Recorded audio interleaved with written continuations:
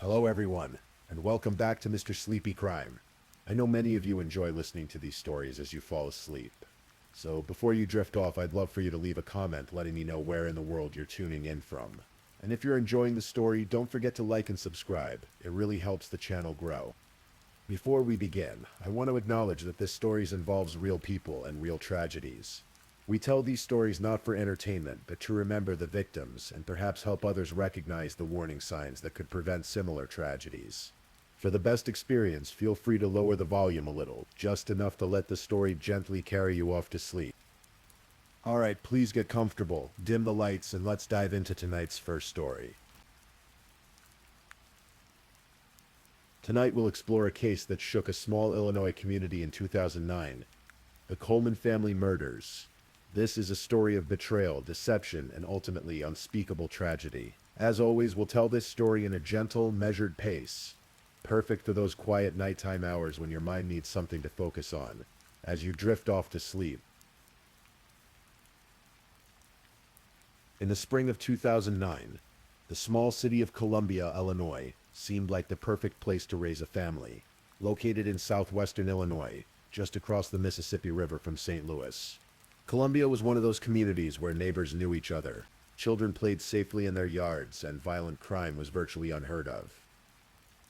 At 6 Robert Drive in an upscale subdivision lived what appeared to be the perfect American family.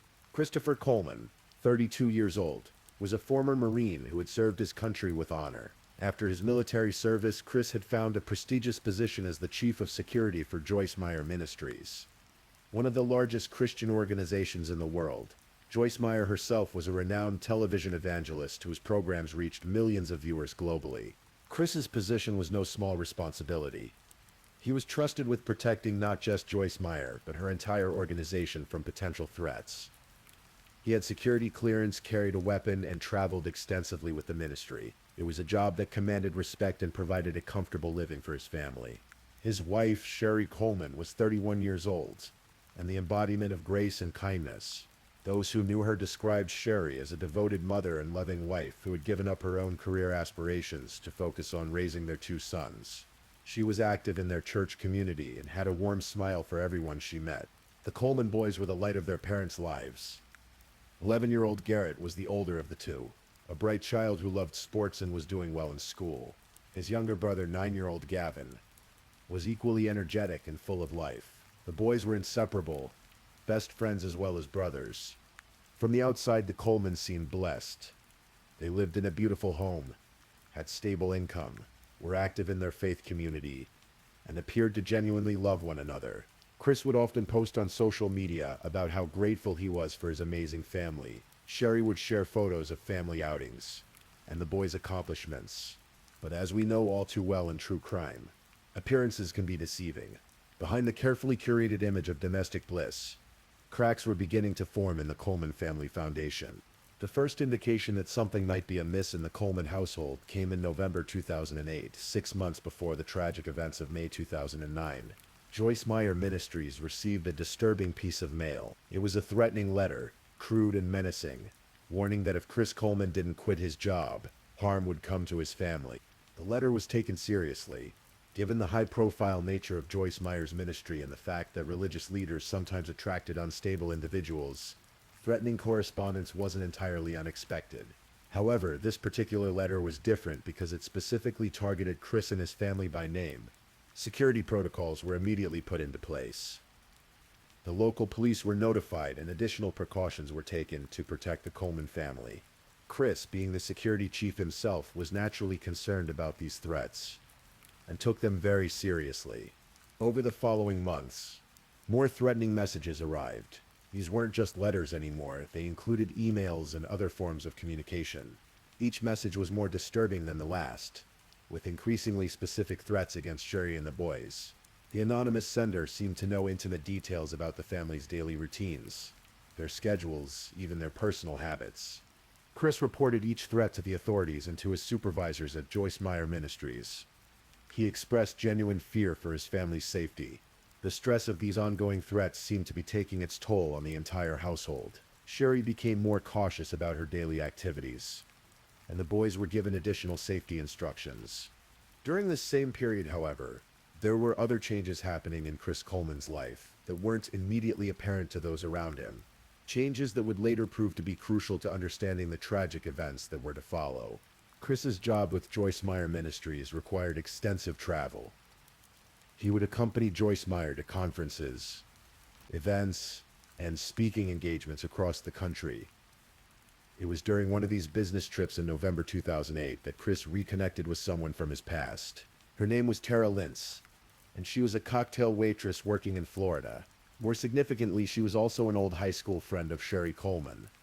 The two women had known each other years earlier, back when life was simpler and the future seemed full of endless possibilities. When Chris first encountered Tara at a hotel bar during one of his business trips, it might have seemed like an innocent reunion between old acquaintances. Tara recognized Chris as Sherry's husband, and they struck up a conversation about old times and mutual friends. But what began as casual conversation quickly evolved into something much more complicated. Chris was apparently captivated by Tara in a way that he hadn't felt in years. She was vivacious, fun-loving, and represented a kind of freedom that seemed increasingly absent from his structured life at home. The affair began almost immediately. Within days of that first meeting, Chris and Tara were exchanging phone calls, text messages, and emails. What started as friendly conversation quickly turned intimate, then passionate, then all-consuming. Chris began arranging his business travel to coincide with opportunities to see Tara. He would fly her to meet him in various cities where he was working with Joyce Meyer Ministries. They would spend stolen hours together in hotel rooms, living in a fantasy world where the responsibilities and complications of real life didn't exist. The relationship quickly became serious.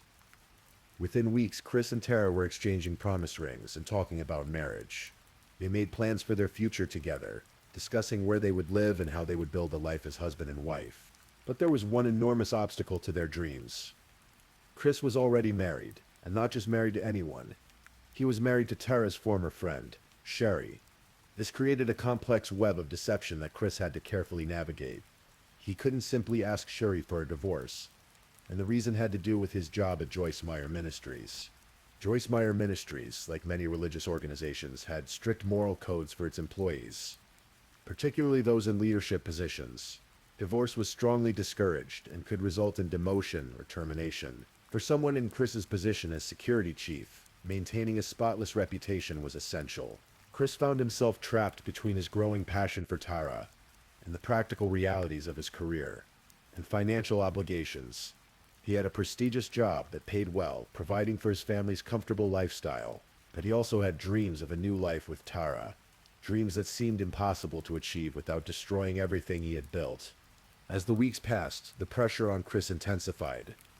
Tara was growing impatient with the secrecy and wanted him to make a definitive choice.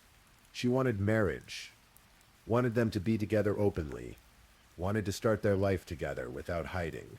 Meanwhile, at home, Sherry began to notice changes in her husband's behavior. He was frequently distracted, spent long hours on his phone, and seemed emotionally distant. While she attributed much of this to the stress of the threatening letters the family had been receiving, something felt different about Chris, something she couldn't quite identify. By early 2009, Chris Coleman was living two completely separate lives. During the day and when he was home, he played the role of the concerned husband and father, worried about his family's safety due to the ongoing threats. But in his private moments, he was deep in passionate communication with Tara, planning their future together. The threatening letters, meanwhile, continued to arrive. Each one was more disturbing than the last, and they seemed to demonstrate an increasingly intimate knowledge of the family's activities and routines. The local police were treating the threats seriously, but they seemed unable to identify who was sending them or how to stop them. Chris told his supervisors at Joyce Meyer Ministries that he was considering resigning from his position to protect his family. The threats had become so specific and frightening that he felt his continued employment might be putting Sherry and the boys in danger. Joyce Meyer herself was sympathetic to Chris's situation and assured him that the ministry would support whatever decision he felt was best for his family's safety. She had grown to trust Chris over the years and considered him a valuable member of her team, but she understood that family came first. During this period, Chris and Tara's relationship reached a crescendo. They had been together for several months now, and Tara was pressing harder for Chris to make good on his promises of marriage. She had been patient, understanding the complexities of his situation, but her patience was wearing thin. In their phone conversations and text messages, which would later be recovered by police, Chris repeatedly assured Tara that he was going to ask Sherry for a divorce. He told her that he had everything planned out and that soon they would be free to be together openly. What Tara didn't know was the true extent of the obstacles Chris faced. Beyond the professional consequences of divorce, there were financial considerations that weighed heavily on his mind. Divorce would likely mean losing half of his assets, paying child support, and alimony, and potentially having to find a new career.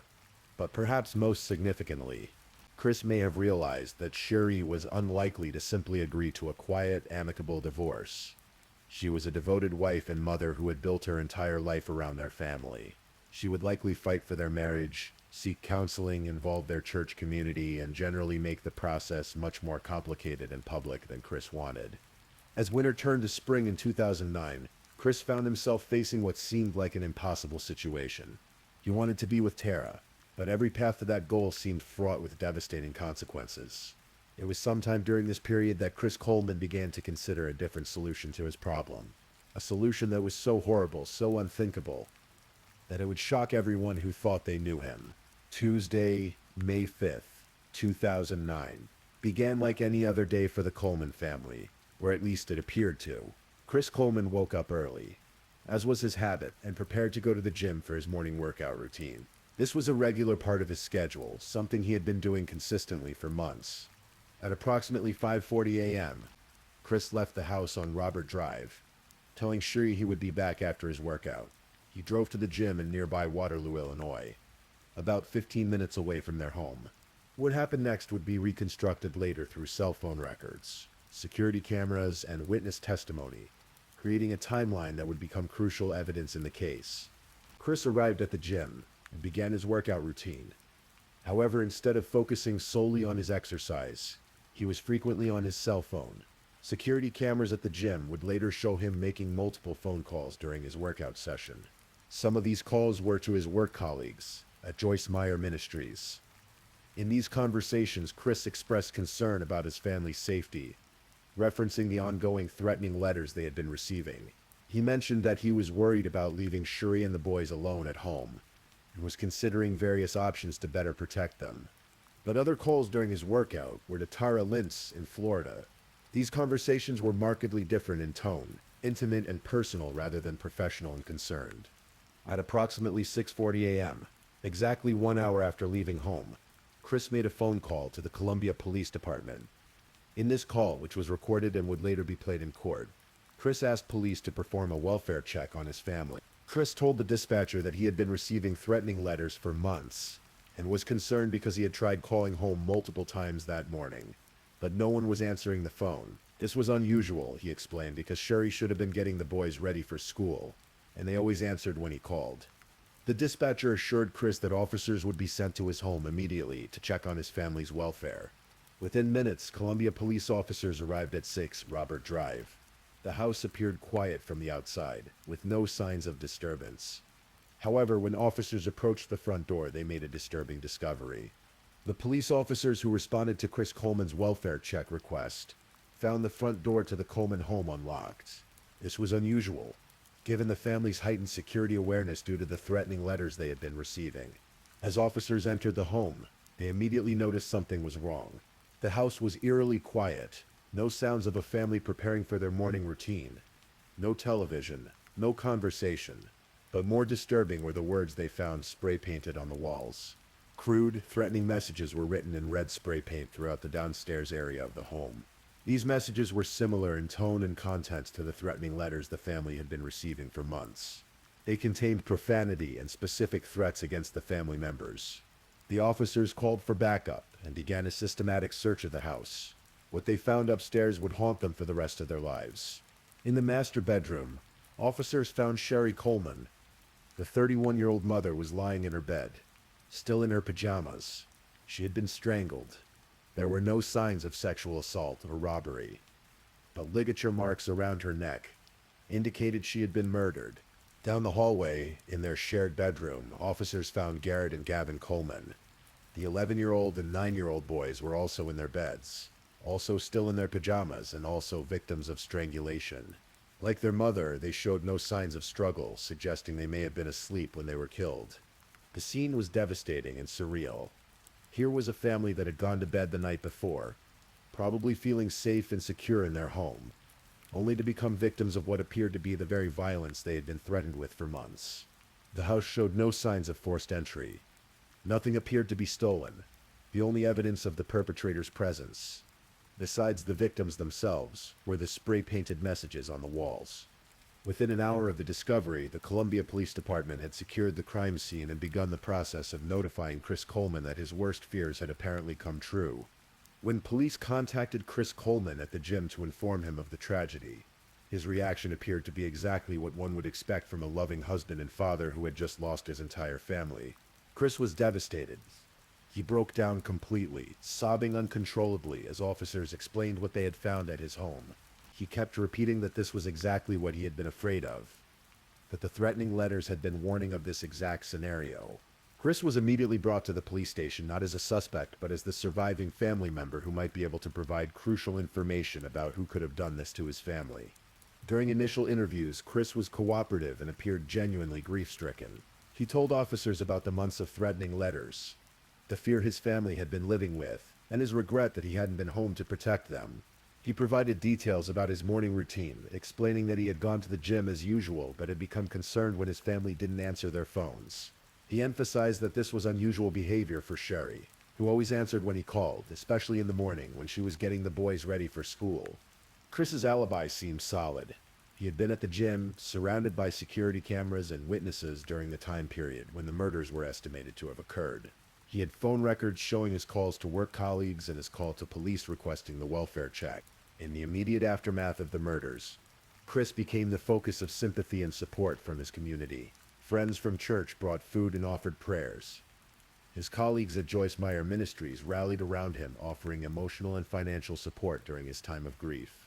Joyce Meyer herself released a public statement expressing her shock and sorrow over the tragedy and asking for prayers for Chris during this impossible time. But even as Chris played the role of the grieving widower, investigators were beginning to notice inconsistencies in his story and behavior that didn't quite add up. The Columbia Police Department had never investigated a triple homicide before. This was far beyond their typical caseload of minor thefts and traffic violations. Recognizing the complexity and nuisance of the case, they immediately called for assistance from the Illinois State Police and the FBI. The initial focus of the investigation was on the threatening letters the family had been receiving. It seemed logical that whoever had been terrorizing the Colemans for months had finally made good on their threats. Investigators began analyzing the letters, looking for fingerprints, DNA evidence, and any clues about the identity of the sender. They examined postmarks, paper types, handwriting, and linguistic patterns that might point to a suspect. They also began interviewing everyone who had knowledge of the threats. Chris's colleagues at Joyce Meyer Ministries, local police officers who had been involved in the security arrangements, neighbors who might have seen suspicious activity, and anyone else who might have relevant information. But as the investigation progressed, investigators began to notice some puzzling aspects of the case. First, there was the question of timing. The murders had occurred during the narrow window when Chris was at the gym, almost as if the perpetrator knew exactly when Chris would be away from home. This could have been a coincidence, but it seemed remarkably convenient for someone who supposedly wanted to kill the entire family. Second, there was the lack of forensic evidence. Despite the brutal nature of the murders, there were no signs of struggle, no defensive wounds on the victims, and no DNA evidence from an intruder. The house showed no signs of forced entry, suggesting that either the perpetrator had a key or that one of the victims had let them in willingly. Third, there were the spray-painted messages themselves. While they were similar in content to the threatening letters, something about them struck investigators as strange. The handwriting was crude and deliberate, almost as if someone was trying to disguise their natural writing style. As investigators dug deeper into the case, they began to expand their focus beyond the obvious suspect, the anonymous letter writer, and started looking more closely at the people closest to the victims. 3 weeks after the murders, on May 26, 2009, investigators made a breakthrough that would change the entire direction of the case. While analyzing Chris Coleman's cell phone records, they discovered something that didn't match his version of events. The records showed that Chris had been in contact with someone in Florida, someone he had been calling and texting regularly for months. That someone was Tara Lynch. When investigators contacted Tara in Florida, they discovered the affair that Chris had been desperately trying to hide. Tara initially tried to protect Chris, but under questioning, she eventually revealed the truth about their relationship. She told investigators that she and Chris had been having an affair since November 2008. She explained that they were deeply in love and had been making plans to marry. In fact, Chris had told her that he was planning to ask Shuri for a divorce on May 4th or 5th, just days before the murders occurred. This revelation completely changed investigators' understanding of the case. Suddenly, Chris Coleman was no longer just the grieving survivor. He was someone with a clear motive to want his family gone. As investigators dug deeper into the affair, they uncovered a wealth of evidence that had been hidden beneath Chris's carefully constructed facade. They found text messages between Chris and Tara that were passionate and intimate. They discovered that Chris had been flying Tara to meet him in various cities during his business trips with Joyce Meyer Ministries. They learned about the promise rings they had exchanged and their detailed plans for marriage. Most significantly, they found communications that suggested Chris had been planning to leave his family well before the murders occurred. But perhaps the most damning discovery came when investigators began to analyze the threatening letters that had been terrorizing the Coleman family for months. Forensic analysis of the threatening letters revealed something shocking. They contained Chris Coleman's own DNA. But it wasn't just DNA evidence that connected Chris to the letters. Linguistic analysis showed writing patterns and word choices that were consistent with Chris's own communication style. Computer forensics revealed that some of the threatening emails had been sent from IP addresses associated with Chris's computer usage. The threatening letters, it appeared, had been sent by Chris Coleman himself. This discovery recontextualized everything investigators thought they knew about the case. The months of fear, the security precautions, the concern for his family's safety. It had all been an elaborate deception designed to create the perfect cover for murder. Investigators theorized that Chris had been sending the threatening letters to establish a pattern of outside threats against his family. When the murders occurred, he would appear to be just another victim of the same person who had been terrorizing them for months. But why would Chris want to kill his own family? The answer lay in the impossible situation he had created for himself through his affair with Tara Lynch. Chris wanted to be with Tara, but he couldn't simply divorce Sherry without potentially losing his job, his financial security, and his reputation. A messy divorce would likely become public knowledge within their church community and could have serious professional consequences given the moral standards expected of Joyce Meyer Ministries employees. More significantly, divorce would mean Chris would have to pay child support and alimony, reducing his income substantially. It would also mean sharing custody of his children, which would complicate his ability to travel and maintain his lifestyle with Tara. But if his family were murdered by the same person who had been threatening them, Chris would become a sympathetic figure worthy of support and assistance. He would inherit Sherry's life insurance, keep all of their joint assets, and be free to marry Tara without any of the complications that divorce would have entailed. It was a plan that might have worked if Chris hadn't made several crucial mistakes. As the evidence against Chris Coleman mounted, investigators faced the challenging task of building an airtight case against him. They knew that the circumstantial nature of much of their evidence meant they would need to be thorough and methodical in their approach. They continued to analyze every aspect of Chris's story, looking for inconsistencies and contradictions. They re-interviewed witnesses, re-examined physical evidence, and consulted with forensic experts to ensure they had the strongest possible case. One of the key pieces of evidence was the timeline of events on the morning of May 5th, while Chris's alibi placed him at the gym during the estimated time of the murders. Investigators discovered that the timeline was much tighter than initially thought. Security footage from the gym showed that Chris had arrived and left within a narrow window that would have given him just enough time to drive home, kill his family, spray paint the messages on the walls, and return to the gym before calling police. Phone records showed that Chris had made his call to police requesting the welfare check exactly 1 hour after leaving home for the gym. A precision of timing that seemed remarkably convenient. On May 19, 2009, 2 weeks after the murders, Chris Coleman was arrested at his parents' home in Chester, Illinois. He was charged with 3 counts of first-degree murder in the deaths of his wife Sherry and sons Garrett and Gavin. The arrest sent shockwaves through the community that had rallied around Chris in his time of supposed grief. Friends who had brought him meals and offered prayers suddenly found themselves questioning everything they thought they knew about the man they had been supporting. Joyce Meyer Ministries issued a statement expressing their shock and disappointment while emphasizing that they would cooperate fully with the investigation. Chris Coleman pleaded not guilty to all charges. The trial of Christopher Coleman began in April 2011, nearly 2 years after the murders. The delay was due in part to the complexity of the case and the extensive forensic analysis required to build the prosecution's case. The prosecution, led by the Monroe County State's Attorney's Office, painted a picture of a man who had become so obsessed with his mistress and so desperate to escape his family obligations that he was willing to commit the ultimate betrayal. They presented evidence of the affair with Tara Lintz, including passionate text messages and emails that showed the depth of Chris's commitment to their relationship. They showed how Chris had been planning to ask for a divorce just days before the murders occurred. Most damning was the evidence connecting Chris to the threatening letters. Prosecutors argued that Chris had spent months carefully constructing an elaborate deception, sending threatening letters to his own family to create the appearance of an outside threat.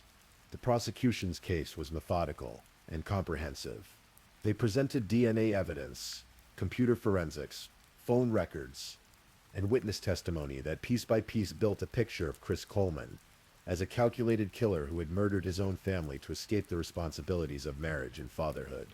The defense, meanwhile, argued that the evidence against Chris was circumstantial and that the real killer was still at large. They suggested that the investigation had focused too quickly on Chris and had missed other potential suspects.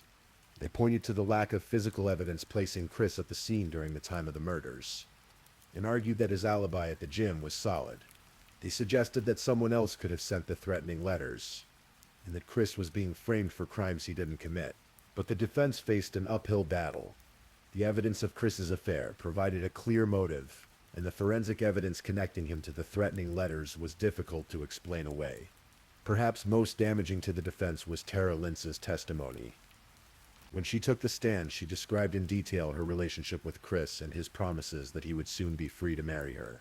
She testified that Chris had told her he was planning to present Sherry with divorce papers on May 4th or 5th, the exact time frame when the murders occurred. After hearing weeks of testimony and examining hundreds of pieces of evidence, the jury began deliberations on May 4th, 2011, exactly 2 years after Chris Coleman had allegedly told Tara Lintz that he would be asking his wife for a divorce. The jury deliberated for 15 hours over 2 days, carefully considering the prosecution's case against the defense's arguments for reasonable doubt. On May 5th, 2011, exactly 2 years to the day after Sherry, Garrett, and Gavin Coleman were murdered, the jury returned their verdict. Guilty on all 3 counts of first-degree murder. The courtroom was filled with emotion as the verdicts were read. Members of Sherry's family wept openly, finally seeing justice for the woman and children who had been taken from them so brutally. Chris Coleman showed little reaction to the verdicts, maintaining the stoic demeanor he had displayed throughout much of the trial. The conviction meant that Chris Coleman would face a sentence of life in prison without the possibility of parole for each count of murder. 3 days later, on May 9, 2011, Chris Coleman appeared before the judge for sentencing. In a brief statement, he continued to maintain his innocence, saying that he loved his family and would never have hurt them. The judge sentenced Chris Coleman to 3 consecutive life sentences without the possibility of parole, ensuring that he would spend the rest of his life in prison for the murders of his wife and children. The Coleman family murders sent shockwaves through the community of Columbia, Illinois, and beyond. For a small town where violent crime was rare, the idea that a father could kill his own family was almost incomprehensible. The case also had significant implications for Joyce Meyer Ministries. The organization had trusted Chris Coleman with the security of their most valuable asset, Joyce Meyer herself. The revelation that he was capable of such violence raised difficult questions about background checks and employee vetting procedures. Joyce Meyer herself expressed deep sorrow over the tragedy and regret that she had not somehow seen the warning signs in Chris's behavior. She established a fund to help with funeral expenses and to support other family members affected by the tragedy. For Tara Lintz, the woman who had unwittingly become entangled in Chris Coleman's murderous plot, the aftermath was particularly difficult.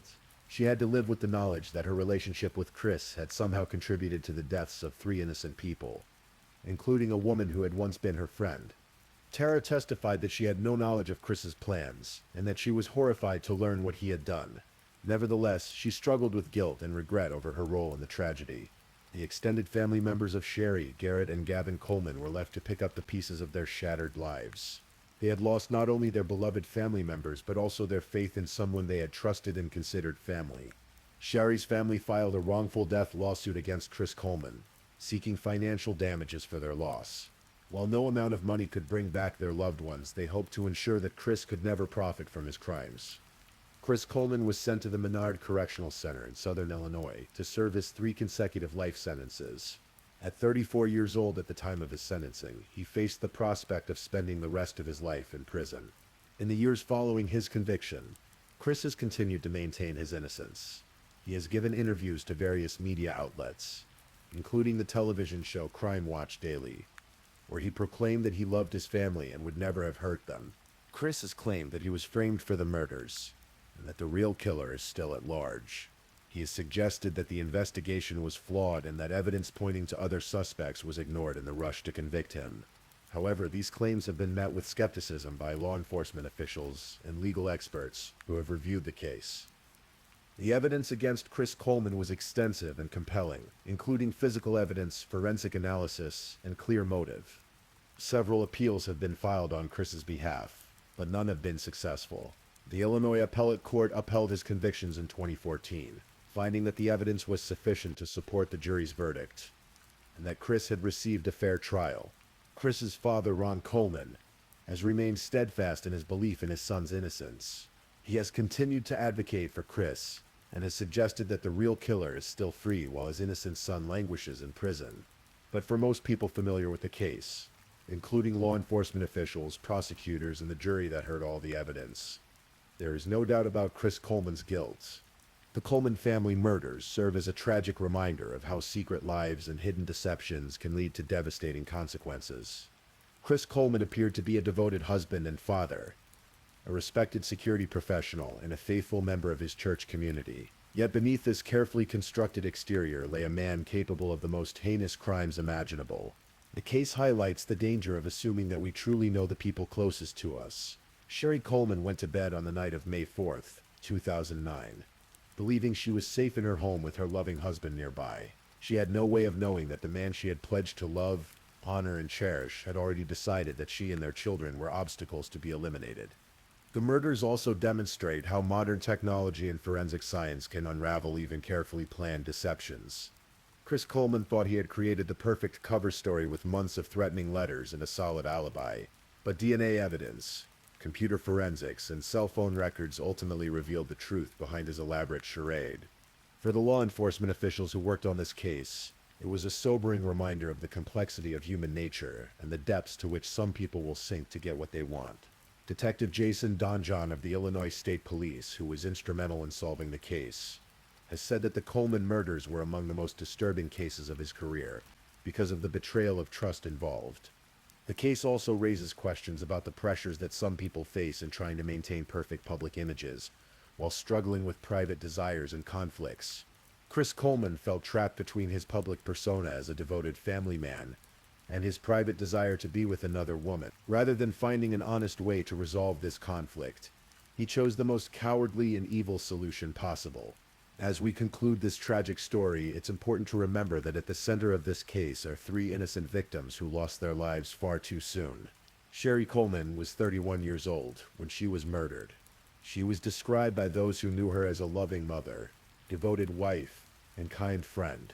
She had given up her own career ambitions to focus on raising Garrett and Gavin, and by all accounts, she was an exceptional mother who adored her children. Garrett Coleman was 11 years old, a bright boy who loved sports and was doing well in school. He had his whole life ahead of him, filled with possibilities and potential that will never be realized. Gavin Coleman was 9 years old, described as energetic and full of life. Like his older brother, he was a good student who enjoyed playing with friends and spending time with his family. These 3 people trusted Chris Coleman completely. Sherry had built her entire adult life around their marriage and family. Garrett and Gavin looked up to their father as their protector and hero. None of them could have imagined that the person they trusted most in the world would become the instrument of their deaths. Their murders represent not just the loss of 3 lives, but the destruction of dreams, the shattering of trust, and the elimination of all the joy and love they might have brought to the world in the years to come. Today, Chris Coleman sits in a prison cell, serving 3 consecutive life sentences for the murders of his wife and children. He has lost everything: his freedom, his reputation, his family, and any hope of the future he thought he wanted with Tara Lentz. Meanwhile, somewhere in Illinois, there are 3 graves that serve as a permanent reminder of the terrible price of betrayal and the devastating consequences of choosing evil over good. The Coleman family murders will be remembered as one of the most shocking cases of familicide in Illinois history. A reminder that the greatest danger sometimes comes from those we trust the most. Please, if this is your first time listening to one of our true crime stories, welcome to the channel where we explore these cases in a calm and respectful way. I also want to take a moment to appreciate my amazing subscribers who've been rocking with me. Thank you so much for your continued support. If you're still awake and listening, drop a comment. Let me know where you're tuning in from and the current time in your corner of the world, or just say something to let me know you're still here. And if you haven't already, be sure to like this video and subscribe so you don't miss our next true crime stories for sleep. Now, let's move on to our second story.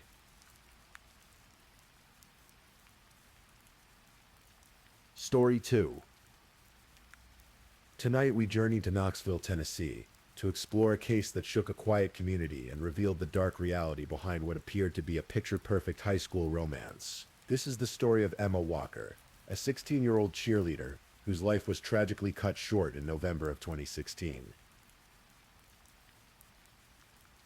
In the heart of Tennessee, Knoxville is the kind of place where high school football games are community events, where autumn Friday nights bring together families under stadium lights, and where the red and black colors of Central High School create a sea of school spirit in the stands. It was in this wholesome setting that Emma Jane Walker lived what many would consider the ideal teenage life.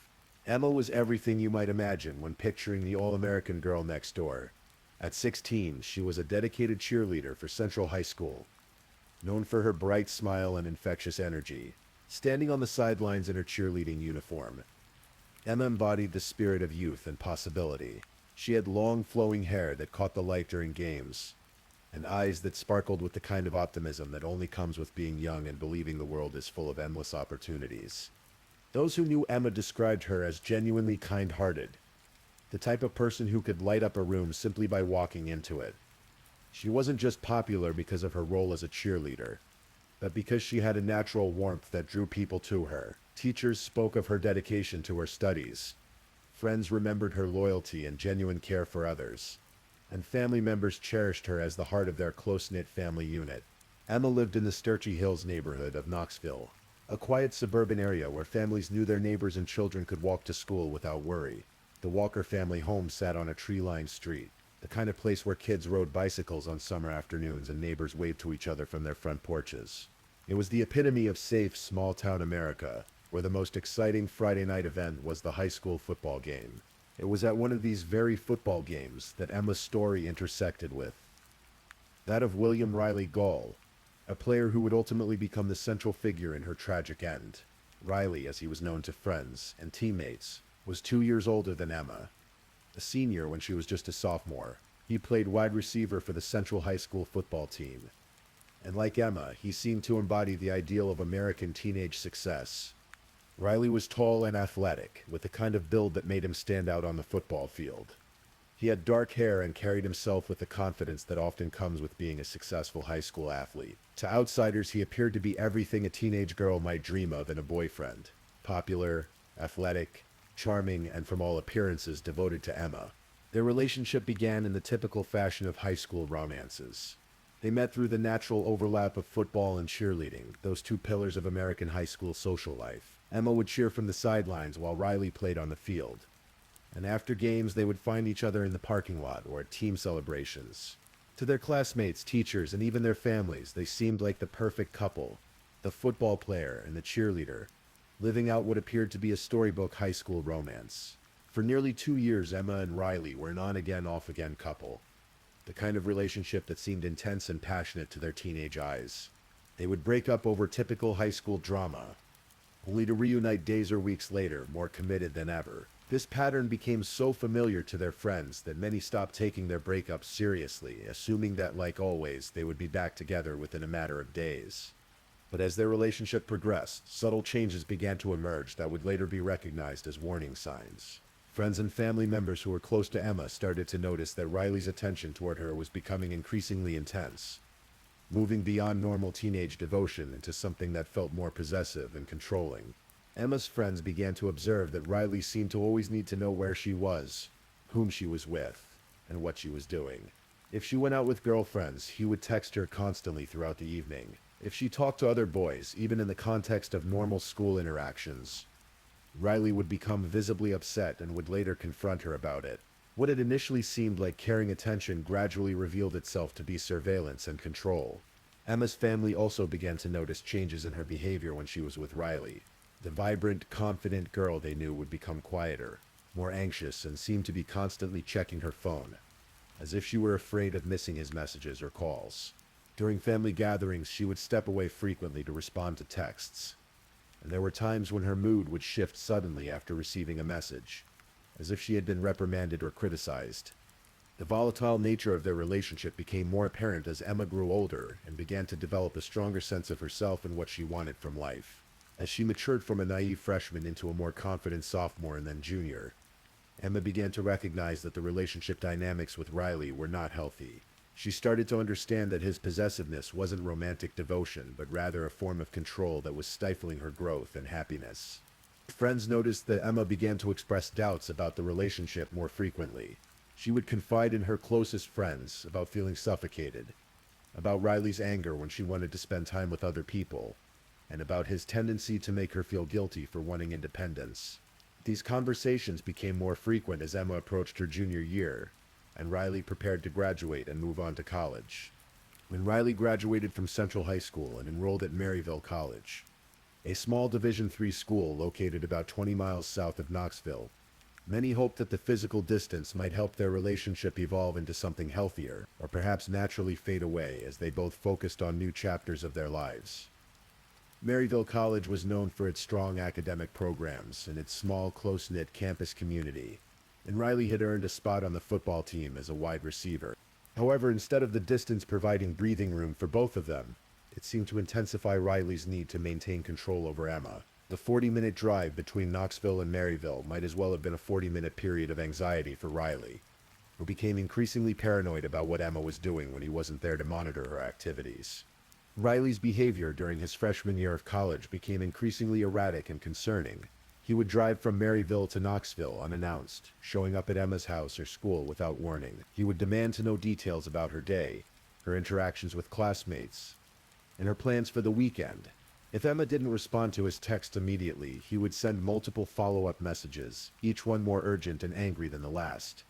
Emma's friends and family began to see more clearly the unhealthy dynamics of the relationship.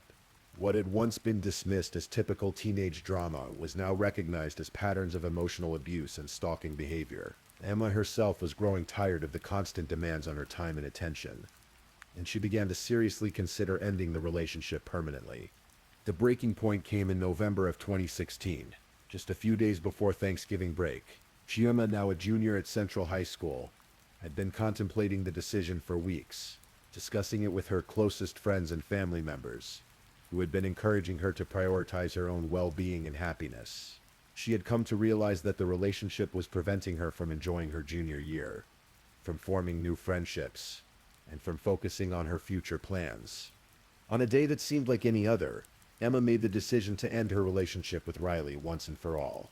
This wasn't another one of their temporary breakups that everyone expected would be resolved within days. This was Emma's attempt to permanently close this chapter of her life and move forward independently.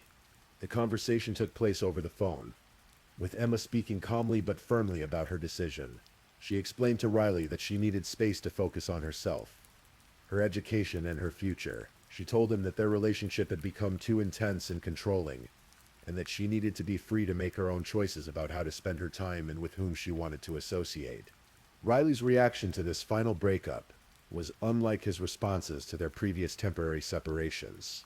Instead of the typical cycle of anger, followed by attempts to win her back with romantic gestures, Riley seemed to understand that Emma was serious this time. But rather than accepting her decision with maturity, he became increasingly desperate and erratic in his attempts to change her mind. In the days following the breakup, Riley's behavior escalated in ways that alarmed Emma and those close to her. He would call and text her constantly, sometimes dozens of times per day. His messages alternated between professions of love and promises to change. and angry accusations about her loyalty and commitment to their relationship. When Emma stopped responding to his messages, Riley began showing up places where he knew she would be. At school, at her home, at her friends' houses. Emma confided in her friends and family that Riley's behavior was making her feel unsafe and anxious. She had hoped that ending the relationship cleanly and honestly would allow them both to move on, but instead it seemed to have triggered something darker in Riley's personality. She began to vary her routines, asking friends to accompany her places where she would normally go alone, and she started checking over her shoulder more frequently, always aware that Riley might appear unexpectedly. The stalking behavior continued and intensified throughout November. Riley would drive from his college campus to Knoxville, sometimes multiple times per week, to try to encounter Emma. He would wait outside her school, follow her car, and show up at locations where she was spending time with friends. When direct confrontations didn't work, he began to employ more manipulative tactics. Riley started reaching out to Emma's friends and family members, trying to convince them to intervene on his behalf. He would tell them that he was devastated by the breakup, that he couldn't live without Emma, and that he was considering hurting himself if she didn't give him another chance. This emotional manipulation put Emma's loved ones in an impossible position.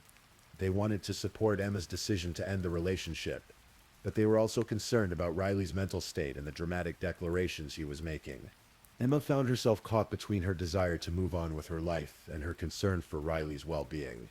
Despite recognizing that his behavior was inappropriate and concerning, she still cared about him as someone she had once loved, and she didn't want him to harm himself. This internal conflict kept her engaged in conversations and interactions that she would have preferred to avoid entirely. As November progressed and Thanksgiving approached, Riley's behavior became even more unpredictable and frightening. He began making vague threats, not necessarily directed at Emma, but suggesting that he was capable of violence if pushed too far. He spoke about feeling like he had nothing left to live for, about the unfairness of Emma's decision, and about his anger toward anyone who had influenced her to end their relationship. Emma confided in her aunt, Jenny Weldon, about her growing fear of Riley's behavior. She explained that he wasn't respecting her wishes to end the relationship, that he was continuing to contact her despite her request to stop, and that his presence in her life was becoming increasingly intrusive and frightening. Emma's family began to understand that this wasn't simply a case of a lovesick teenager having trouble accepting rejection, but rather a dangerous escalation of stalking and harassment. The situation came to a head on the night of November 21, 2016. Emma had spent a quiet evening at home in the Sturkey Hills neighborhood, probably looking forward to the Thanksgiving break that was just days away. She had plans with friends, schoolwork to complete, and the normal concerns of a 16-year-old junior in high school. There was no indication that this night would be any different from hundreds of other peaceful evenings in her family's comfortable suburban home. Emma went to bed that night in her bedroom, a space that represented safety and privacy in her young life. Her room was decorated with the typical items you might expect from a teenage girl. Photographs of friends, school memorabilia, cheerleading awards, and the personal items that made the space uniquely hers. It was in this sanctuary, surrounded by the familiar objects of her daily life, that Emma settled down to sleep, unaware that Riley was somewhere outside in the darkness. What happened next would shatter the peaceful quiet of the Sturkey Hills neighborhood, and destroy the lives of everyone who loved Emma. Sometime during the night, as Emma slept peacefully in her bed, Riley crept through the darkness toward the Walker family home. He had driven from Maryville to Knoxville, making the journey that he had made so many times before, but this time with a deadly intention. Riley positioned himself outside Emma's bedroom window, in the shadows where he could see into her room but remain hidden from view. In his possession was a handgun, a weapon that would transform his obsession and anger into an irreversible act of violence. Standing there in the darkness, looking into the bedroom where Emma slept peacefully, Riley made the decision that would end her life and destroy his own. He fired 2 bullets through the wall of the house, aiming toward Emma's bedroom. The shots rang out in the quiet night, shattering the peace of the suburban neighborhood, and alerting the Walker family that something terrible had happened. One of the bullets found its target, striking Emma behind her left ear as she lay sleeping. The second bullet lodged in her pillow, a chilling reminder of how close this attack came to being even more devastating. The Walker family woke to the sound of gunshots and immediately rushed to Emma's room, where they found their daughter mortally wounded. In the panic and confusion of those first moments, they called for emergency medical services, hoping against hope that Emma might survive this incomprehensible attack. But the bullet had caused catastrophic damage. and despite the quick response of paramedics, Emma Walker was pronounced dead. Her young life ended by the violence of someone who claimed to love her. Initially, the shooting appeared to be a random act of violence, perhaps a break-in gone wrong, or a case of mistaken identity. The idea that someone would specifically target Emma seemed incomprehensible to her family, friends, and the investigating officers. Emma was well-liked, had no known enemies, and lived in a safe neighborhood where violent crime was virtually unheard of. The randomness of the attack made it even more terrifying for the community. But as investigators from the Knox County Sheriff's Office began to piece together the evidence and interview Emma's family and friends, a clearer picture began to emerge.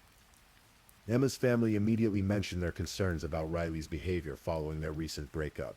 They described his escalating stalking, his refusal to accept Emma's decision to end the relationship, and the growing fear that Emma had expressed about his unpredictable behavior. The investigation quickly focused on Riley as the primary suspect, and detectives began to build a case against him. They discovered that Riley had no alibi for the time of the shooting, and that he had made the drive from Maryville to Knoxville on the night Emma was killed. Physical evidence at the scene, including the trajectory of the bullets and the specific location from which they were fired, supported the theory that the shooter had intimate knowledge of Emma's bedroom and daily routines. But perhaps the most damaging evidence against Riley came from an unexpected source: his own friends and teammates. In the days following Emma's murder, Riley confided in two of his college friends about his involvement in the shooting. These friends, initially bound by loyalty and disbelief, eventually came forward to assist law enforcement in building their case against Riley.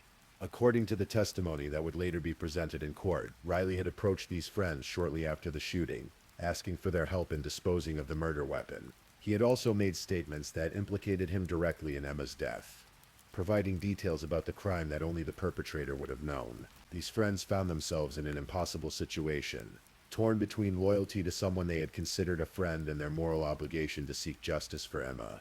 The friends ultimately made the difficult decision to cooperate with law enforcement, agreeing to participate in a sting operation that would provide investigators with the evidence they needed to arrest Riley. This cooperation required tremendous courage, as they were essentially turning against someone they had trusted, but their decision to come forward was crucial in ensuring that Emma's killer would face justice.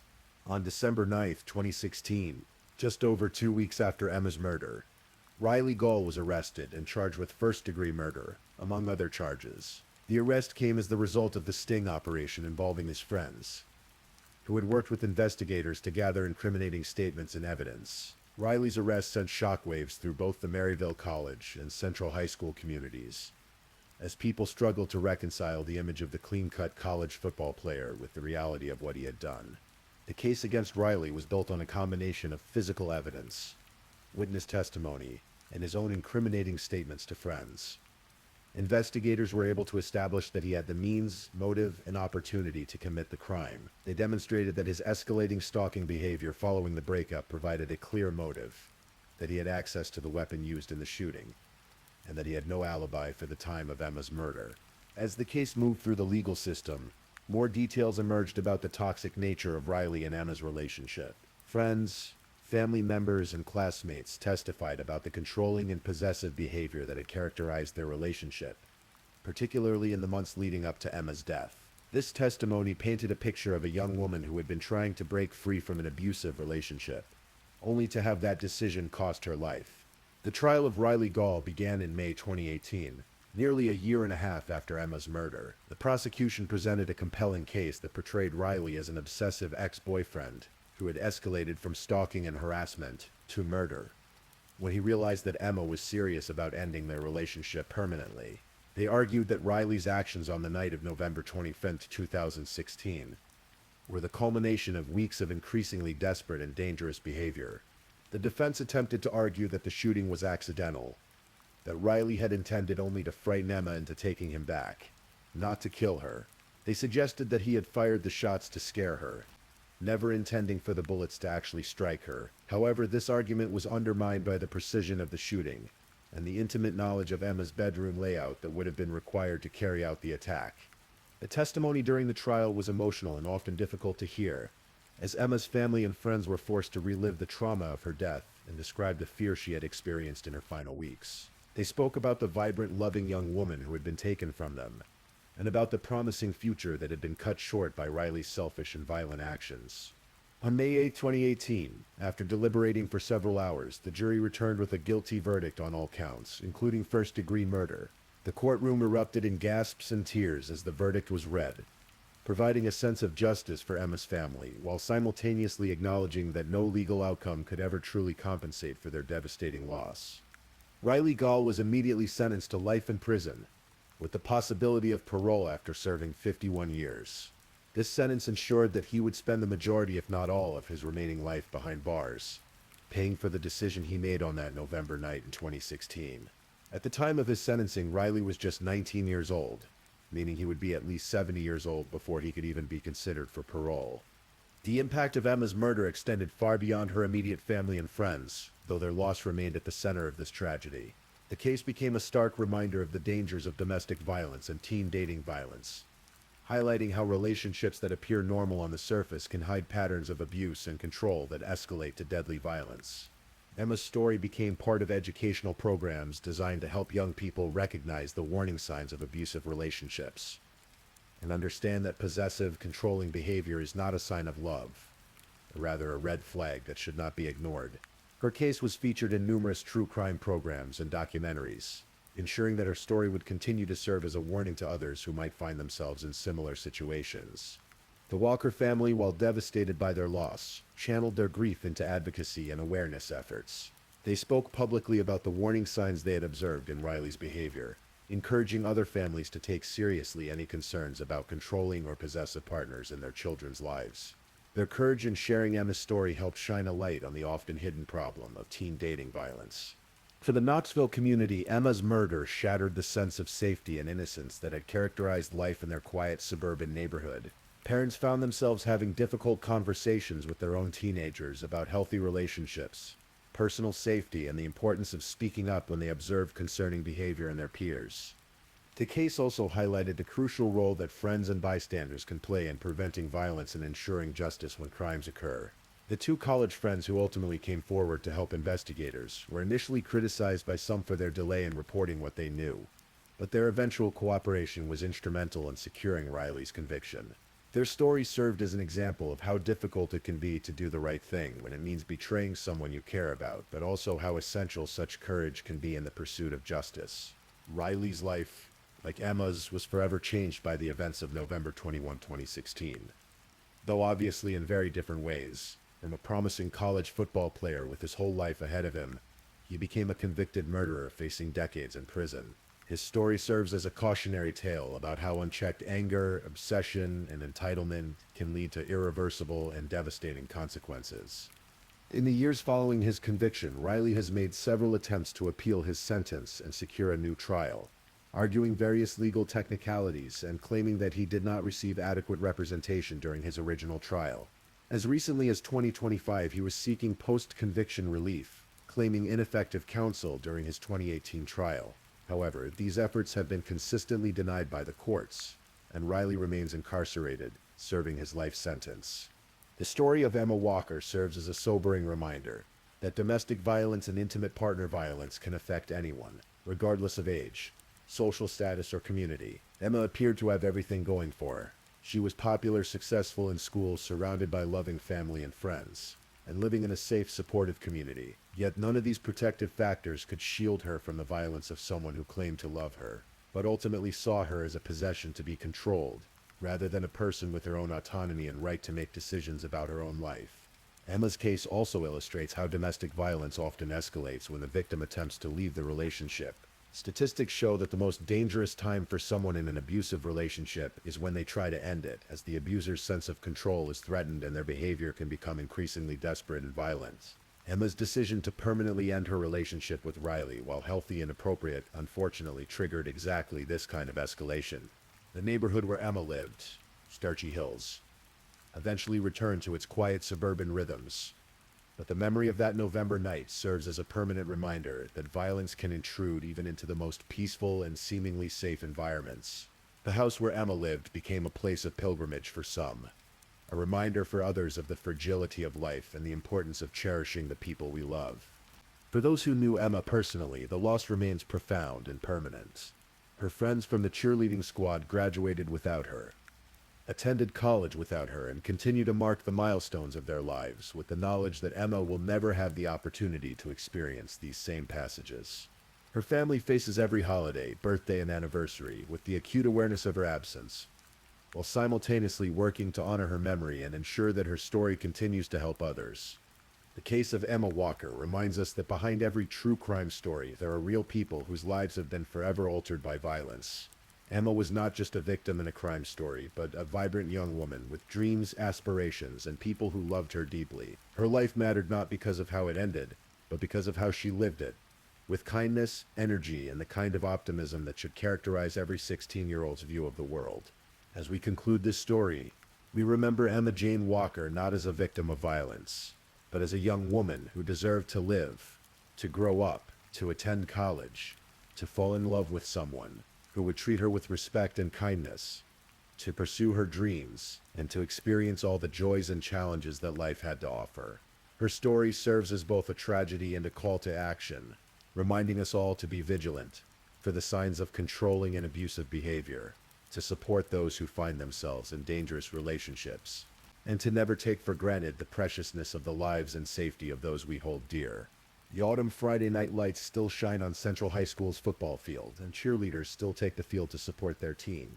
But for those who remember Emma Walker, those lights will always carry a touch of sadness, a reminder of the bright light that was extinguished too soon, and a call to ensure that no other young person suffers the same fate. In the quiet moments before sleep, we might remember Emma's smile, her school spirit, and the promise of her young life. We might think about the importance of recognizing love from control, support from possession, and care from obsession. And perhaps, in remembering Emma's story, we can honor her memory by working to create a world where young people can love and be loved safely, where breakups are part of growing up rather than triggers for violence, and where every 16-year-old has the chance to see what their future might hold.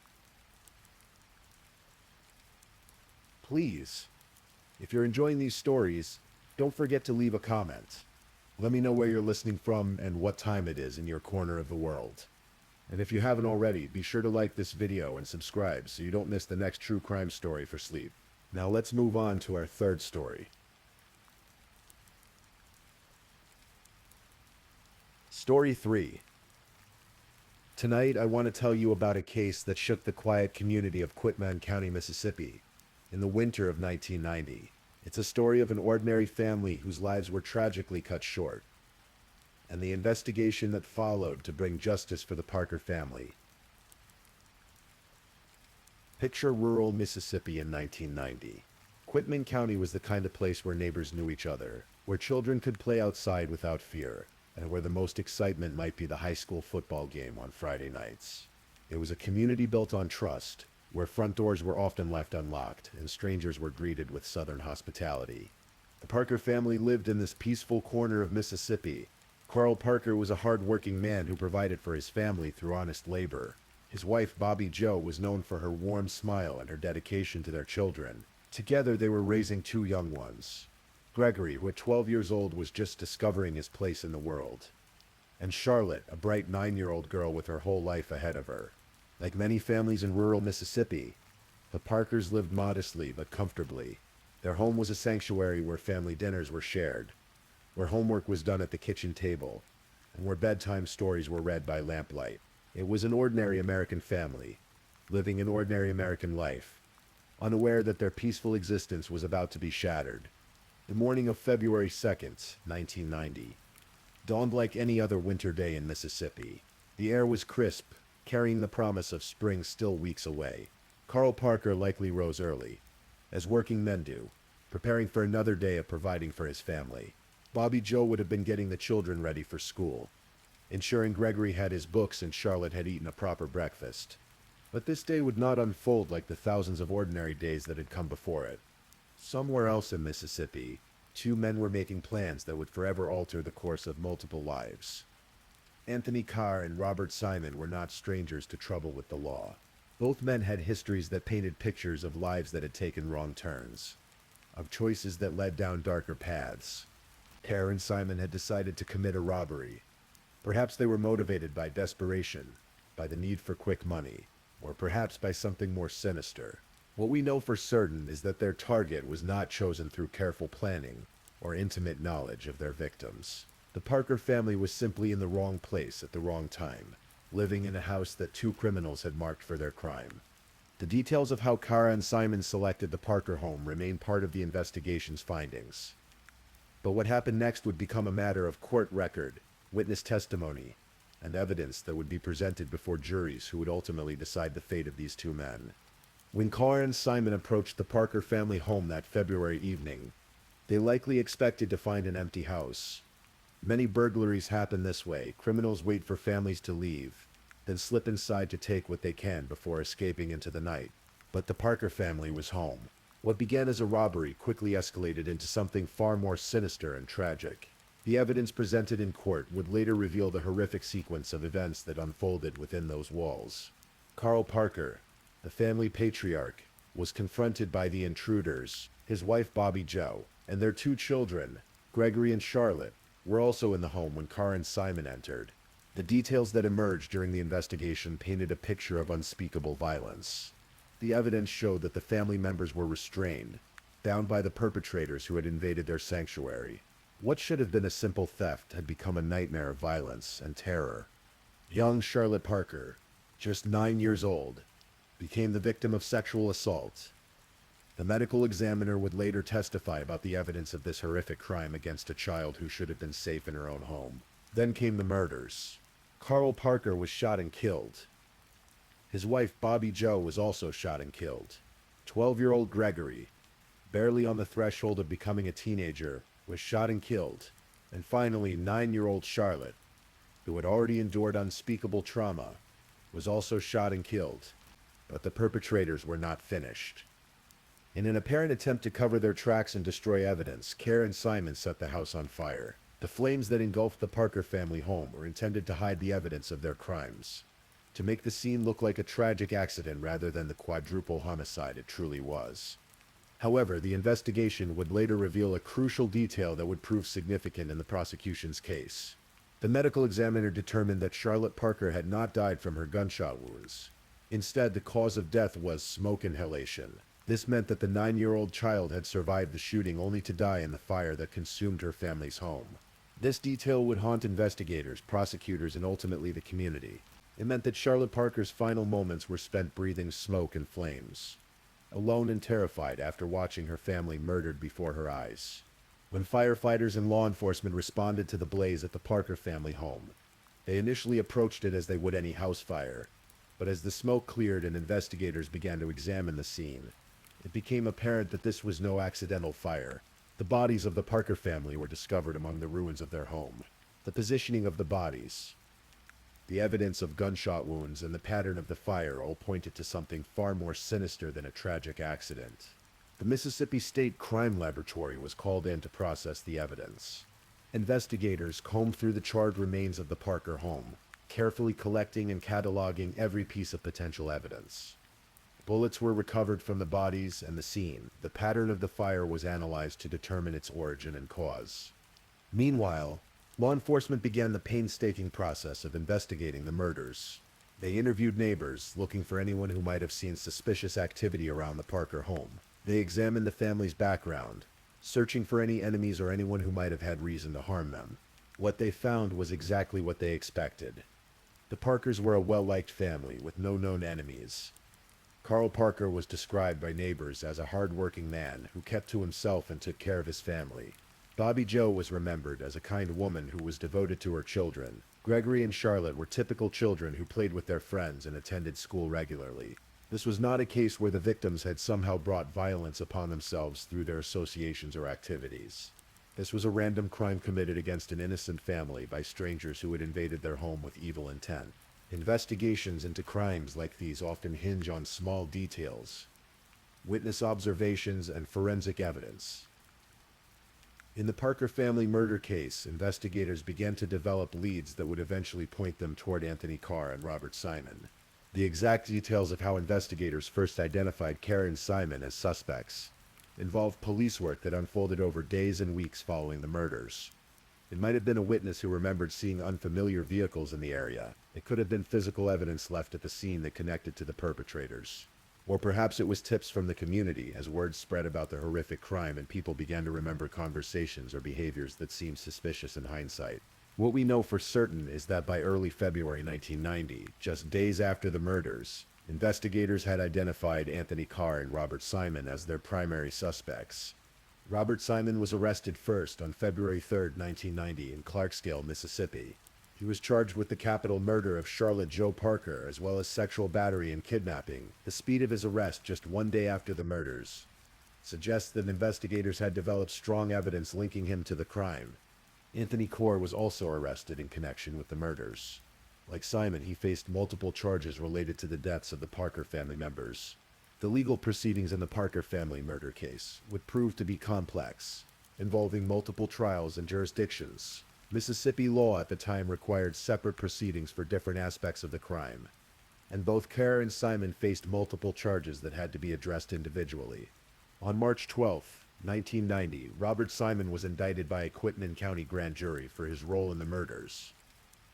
The indictment included charges of capital murder, sexual battery, and kidnapping in connection with the death of 9-year-old Charlotte Parker. The prosecution's case against Simon was built on the evidence collected from the crime scene, witness testimony, and the results of the forensic investigation. The medical examiner testified about the cause of Charlotte's death and the evidence of sexual assault. Ballistics experts testified about the bullets recovered from the scene and their connection to the perpetrators. The defense faced an uphill battle. The evidence against Simon was substantial, and the nature of the crime, the murder of an entire family, including 2 young children, had shocked the community and created an atmosphere where sympathy for the defendants was virtually non-existent. On July 6, 1990, Robert Simon was sentenced for his crimes. He received life in prison for the capital murder of Charlotte Jo Parker. Additionally, he was sentenced to 30 years for kidnapping and another 30 years for sexual battery of a child. But Simon's legal troubles were far from over. He still faced trial for the murders of the other Parker family members, Carl, Bobby Joe, and Gregory. Anthony Carr also faced multiple trials for his role in the murders. The prosecution had to prove each element of each crime against each defendant, a process that required separate proceedings and substantial resources from the court system. The trials were emotionally difficult for everyone involved. Family members and friends of the Parkers had to relive the trauma of their loss through testimony and evidence. The community had to confront the reality that such a horrific crime had occurred in their peaceful corner of Mississippi. The legal proceedings in the Parker family murder case ultimately resulted in convictions for both Anthony Carr and Robert Simon. The evidence presented by the prosecution convinced juries that both men were guilty of the horrific crimes committed against the Parker family. On September 19, 1990, Anthony Carr was sentenced to death for the capital murders of Carl, Bobby Joe, Gregory, and Charlotte Jo Parker. The death sentence reflected the severity of the crimes and the aggravating factors present in the case. The murder of multiple victims, including children, the commission of murder during the course of other felonies, and the particularly heinous nature of the crimes. Robert Simon also faced additional trials for the other murders. On October 13, 1990, Simon was sentenced to death for the capital murders of Carl, Bobby Joe, and Gregory Parker, combined with his earlier sentence for Charlotte's murder. Simon faced the ultimate penalty for his role in the destruction of the Parker family. The death sentences handed down to both Carr and Simon reflected not only the severity of their crimes, but also the aggravating circumstances that surrounded the case. The victims included 2 young children who were completely innocent. The crimes involved sexual assault of a 9-year-old girl. The murders were committed in the course of other felonies, including robbery, kidnapping, and arson. Under Mississippi law, these aggravating factors justified the imposition of the death penalty. The juries who heard the evidence and deliberated on the appropriate sentences determined that the crimes were so heinous that life imprisonment was not sufficient punishment. In death penalty cases, the legal process does not end with the sentencing. Both Carr and Simon began the lengthy appeals process that is standard in capital cases, challenging their convictions and sentences through the state and federal court systems. The appeals process in death penalty cases serves several important purposes. It ensures that defendants received fair trials and competent legal representation. It allows for review of legal issues that may have affected the outcome of the trials. and it provides multiple levels of scrutiny for cases where the state seeks to impose the ultimate penalty. Robert Simon's appeal reached the Mississippi Supreme Court in 1993. His attorneys argued various issues related to his trial and conviction, but the state's highest court ultimately affirmed his conviction and death sentence. The court found that the evidence supported the jury's verdict and that Simon had received a fair trial. Similarly, Anthony Carr's case was also reviewed on appeal. His attorneys raised various legal challenges to his conviction and death sentence. But like Simon, his appeals were ultimately unsuccessful at the state level. The federal appeals process provided additional opportunities for review. But again, the courts found that both men had received fair trials and that their convictions were supported by substantial evidence. In the midst of this tragedy, there was one member of the Parker family who was not home on the night of February 2, 1990. Carl Parker had an older son from a previous relationship who was 19 years old at the time of the murders. This young man lost his father, stepmother, and two younger siblings in one horrific night of violence. He was left to deal not only with his grief, but also with the legal proceedings that followed, the media attention, and the long process of seeking justice for his murdered family members. Years later, this survivor would speak publicly about the impact of the murders on his life and his ongoing quest for justice. He had to grow up quickly, dealing with unimaginable loss at a young age, while the legal system worked to hold his family's killers accountable.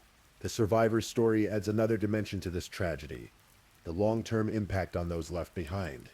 The family members who must live with the memory of violence and loss while waiting for justice to be served. The Parker family murders sent shockwaves through rural Mississippi that extended far beyond Quitman County.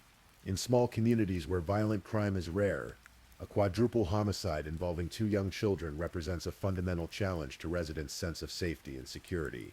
The nature of the crime, a random attack on an innocent family, was particularly disturbing to community members. This was not a case where the victims had somehow invited violence through their associations or activities. The Parkers were simply a normal family, living a quiet life when they became the targets of two criminals who invaded their home with deadly intent.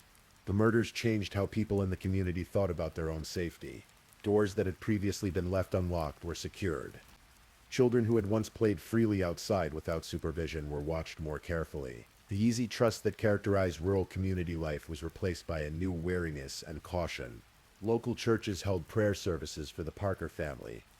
Community members rallied around the surviving family member, offering support and assistance during his time of grief. The local newspaper covered the investigation and trials extensively, keeping residents informed about the progress of the case.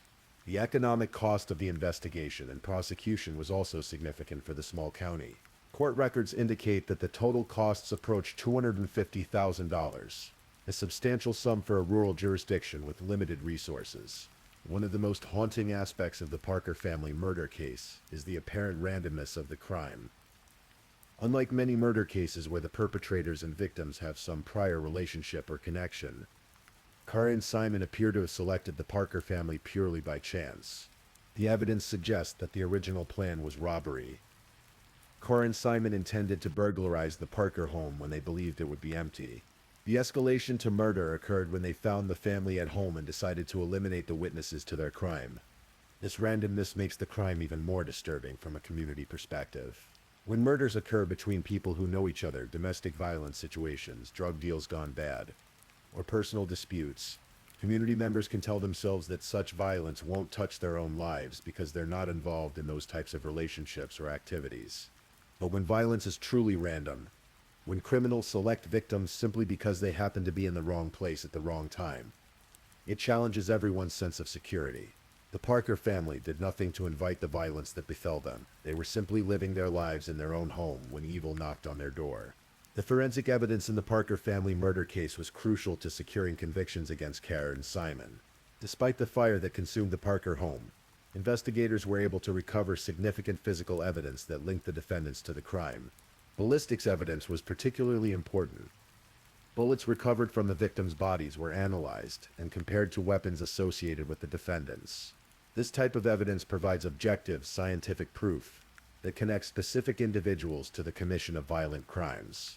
The medical examiner's testimony was also crucial, particularly in establishing the sequence of events and the specific causes of death. The finding that Charlotte Parker died from smoke inhalation rather than her gunshot wounds was significant in demonstrating the full scope of the defendant's criminal conduct.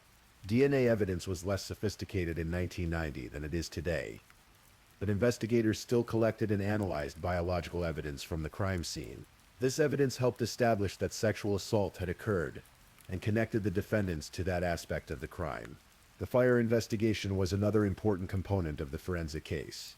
Investigators were able to determine that the fire was deliberately set, ruling out any possibility that the deaths were the result of a tragic accident. The pattern of the fire and the presence of accelerants provided evidence of arson in addition to the murders. The Parker family murder case provides an example of the criminal justice system working as it was designed to work in serious violent crime cases. From the initial investigation through the final appeals, each step of the process served its intended purpose. Law enforcement agencies worked together to identify and apprehend the suspects quickly. The investigation was thorough and professional, collecting the evidence needed to support prosecution of the case. The prosecution presented its case effectively, using the available evidence to prove each element of each charge against each defendant. The complexity of trying multiple defendants for multiple crimes required careful coordination and substantial resources, but the prosecution met this challenge. The defense attorneys provided vigorous representation for their clients, challenging the prosecution's evidence and arguing for lesser charges or sentences where possible. Even in cases casing horrific crimes against innocent victims, the adversarial system requires that defendants receive competent legal representation. The courts manage the complex proceedings fairly and efficiently, ensuring that all parties receive due process while moving the cases toward resolution. The judges who presided over the various proceedings maintained order and impartiality despite the emotional nature of the crimes. The appeals process provided additional layers of review, ensuring that the convictions and sentences would stand up to legal scrutiny. While this process took years to complete, it served the important purpose of confirming that justice had been properly administered. While justice was ultimately served in the Parker family murder case, it came at a significant cost to the community and the legal system. The financial cost alone approached $250,000, a substantial burden for a small rural county. But the financial cost was just one measure of what this case demanded from the community. Court personnel, law enforcement officers, attorneys, and other professionals devoted countless hours to investigating, prosecuting, and adjudicating the case. Witnesses had to relive traumatic events through their testimony. Jurors had to examine horrific evidence and make life-and-death decisions about the defendants' fates. Family members and friends of the victims had to endure years of legal proceedings while dealing with their grief and loss. The emotional and psychological costs of a case like this extend far beyond the immediate participants in the legal system. The entire community had to grapple with the reality that such violence could occur in their midst, and the surviving family member had to rebuild his life while watching the legal process slowly work toward resolution. The Parker family murder case forces us to confront uncomfortable questions about the nature of evil and violence in our society. How do we understand crimes that seem to serve no rational purpose? What drives individuals to commit acts of such senseless brutality against innocent strangers? There are no easy answers to these questions. Anthony Carr and Robert Simon made choices that night in February 1990 that destroyed multiple lives and shattered a community's sense of security. The exact motivations behind their actions may never be fully understood, even by the perpetrators themselves. What we can say with certainty is that the Parker family, Carl, Bobby Joe, Gregory, and Charlotte, deserved better. They deserved to live their quiet lives in peace, to watch their children grow up, to grow old together. Instead, their lives were cut short by strangers who broke into their home and shattered their dreams. The surviving son deserved to have his father, stepmother, and siblings with him as he navigated the challenges of young adulthood. Instead, he was left to face the world alone, carrying the burden of unimaginable loss and the memories of violence that destroyed his family. The community of Quitman County deserved to maintain its sense of safety and trust. Instead, residents were forced to confront the reality that evil can strike anywhere, at any time, without warning or reason.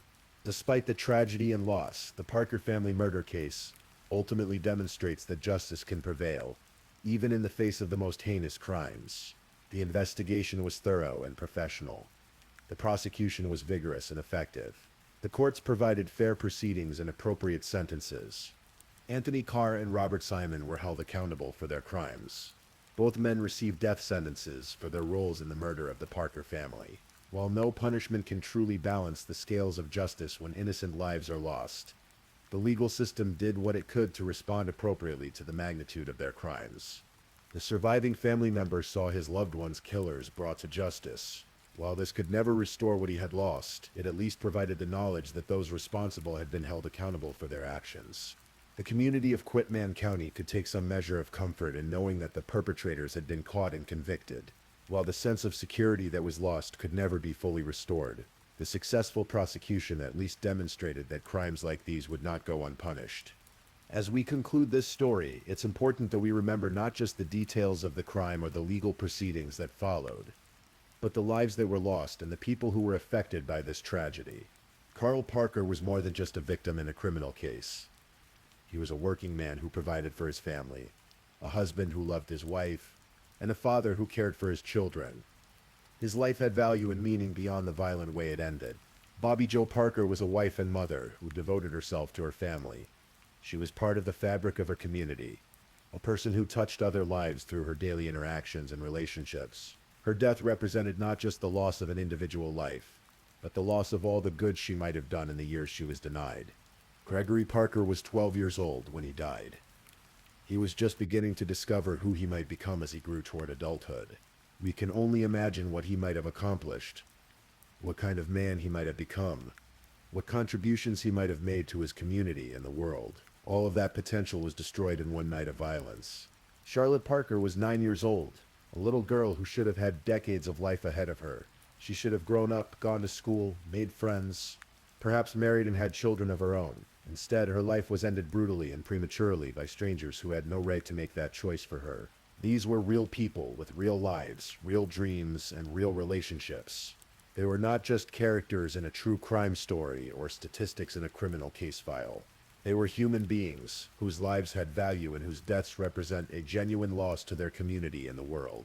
More than 3 decades have passed since the Parker family murders shocked rural Mississippi. The legal proceedings have long since concluded. The perpetrators remain on death row, their appeals exhausted. The media attention has faded, and the case has become a matter of historical record rather than current news. But the impact of that February night in 1990 continues to resonate. The surviving family member carries the memory of his loss with him every day. Community members who lived through the investigation and trials still remember the fear and sadness that gripped their county. The case remains a reminder that evil exists in our world, that innocent people can become victims of violence through no fault of their own, and that the security we take for granted can be shattered in an instant by the actions of those who choose to do harm. At the same time, the case also demonstrates the resilience of communities and the power of the justice system to respond to even the most heinous crimes. Despite the tragedy that befell the Parker family, their community survived and rebuilt. The legal system functioned as it was designed to function, holding the perpetrators accountable for their actions. The Parker family murders represent one of the darkest chapters in the history of Quitman County, Mississippi. 4 innocent lives were lost in a single night of violence that accomplished nothing and served no purpose beyond the momentary gratification of 2 criminals who made the choice to take what was not theirs and destroy what they could not possess. Yet even in the face of such senseless tragedy, we can find evidence of human resilience, community strength, and the persistent pursuit of justice. The investigation was thorough, the prosecution was effective, and the community rallied together in the aftermath of loss. The surviving family member found the strength to go on, to rebuild his life despite the unimaginable tragedy he had endured. The community found ways to heal while never forgetting the family they had lost. The justice system proved that even the most heinous crimes would not go unpunished. As we remember the Parker family tonight, Carl, Bobby, Joe, Gregory, and Charlotte, let us honor their memory not just by recounting the details of their deaths, but by celebrating the lives they lived and the love they shared as a family.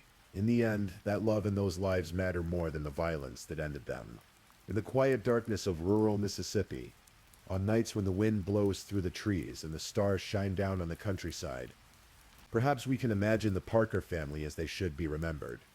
Not as victims of a horrible crime, but as a family who loved each other and who deserved the peaceful life they were trying to build together. Their story reminds us to cherish our own families, to appreciate the security we often take for granted, and to remember that justice, though sometimes slow in coming, can ultimately prevail even in the face of the greatest evil. Rest in peace, Carl, Bobby Joe, Gregory, and Charlotte Parker. Your lives mattered, your loss is remembered, and your story will not be forgotten. Please, I'm just putting it out there. If you're still awake and listening, drop a comment. Let me know where you're tuning in from, the time in your part of the world, or just say something to let me know you're still with me. And of course, if you haven't already, like this video and subscribe so you don't miss the next true crime story for sleep. Now, let's move on to our fourth story.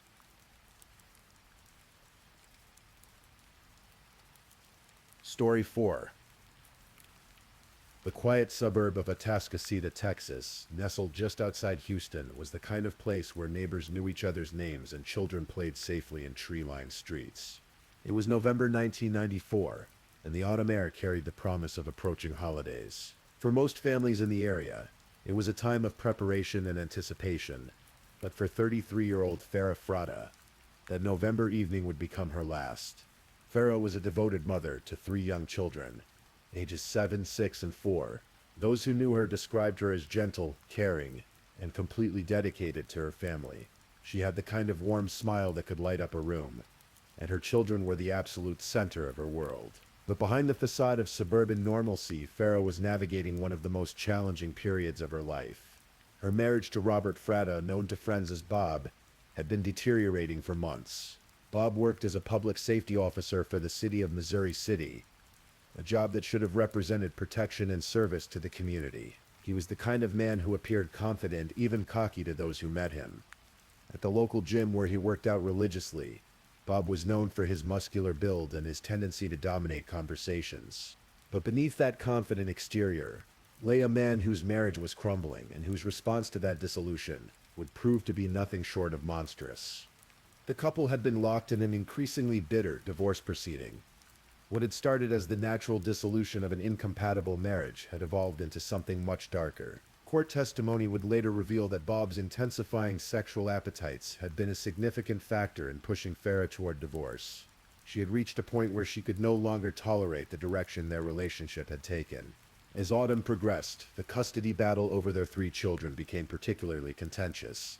Farah was fighting not just for her own future, but for the well-being of her children. She understood, perhaps more clearly than the courts at the time, that Bob's obsession with control extended far beyond their failed marriage. Bob, for his part, was consumed with rage over the pending divorce. Court records would later show that he had approached numerous people with an unthinkable question. Did they know anyone who would kill Farah? To his gym buddies, to casual acquaintances, to anyone who would listen, Bob spoke openly about his desire to get rid of his wife. More than a dozen people who worked out at the same gym later told investigators that Bob talked a lot about eliminating Farah from his life. What made Bob's behavior particularly chilling was how brazenly he discussed his homicidal fantasies. This wasn't a man consumed by passion in the heat of the moment. This was calculated, persistent, and methodical. He was shopping for a killer with the same casual approach one might use to find a contractor for home renovations. Eventually, Bob's persistent inquiries reached the wrong, or from his twisted perspective, the right person. Through his network of gym acquaintances and casual contacts, Bob connected with Joseph Pristash, a man who would serve as the crucial middleman in what would become a cold-blooded murder-for-hire plot. Pristash, in turn, knew exactly the person Bob was looking for: Howard Goodry, a teenager with a criminal background and a willingness to kill for money. The price was set at $1,000 in a Jeep, a pathetically small sum for a human life, but apparently sufficient to purchase the services of a young man desperate enough to commit murder. The plan was methodical and deliberate. Bob would establish an alibi that he believed would be unshakable. On the night of the murder, he would take his 3 children to church, ensuring that he would be surrounded by witnesses who could testify to his whereabouts. It was a particularly cynical touch, using his own children in a house of worship as props in his elaborate deception. November 9, 1994, began like any other day for Farah. She went about her normal routine, perhaps not fully aware that her estranged husband's months of violent fantasizing were about to become reality. As evening approached, she returned home to her house on Forest Fern Drive in Atascocita, the same house where she was raising her 3 children as a single mother. The garage where Farah parked her car was attached to the house, a common feature in suburban Texas homes. It provided convenience and shelter from the elements. But on this night, it would become a trap. As Farah stepped out of her vehicle, she likely felt safe in her own home, in her own neighborhood, surrounded by familiar sights and sounds. But waiting in the shadows was Howard Gadry, armed with a .38 Smith & Wesson revolver. The weapon, investigators would later discover, was registered to none other than Bob Frata himself, a crucial piece of evidence that would eventually unravel his carefully constructed alibi. The attack was swift and brutal. Gadry shot Farah twice in the head as she stood in her garage. The shots echoed through the quiet neighborhood, a sound that would haunt those who heard it for years to come. Farah collapsed immediately, her life ending in the place where she had felt most secure. Joseph Pristash served as the getaway driver, waiting nearby to help Gadry escape once the deed was done. The two men fled into the night, leaving behind a crime scene that would devastate a family and shock a community.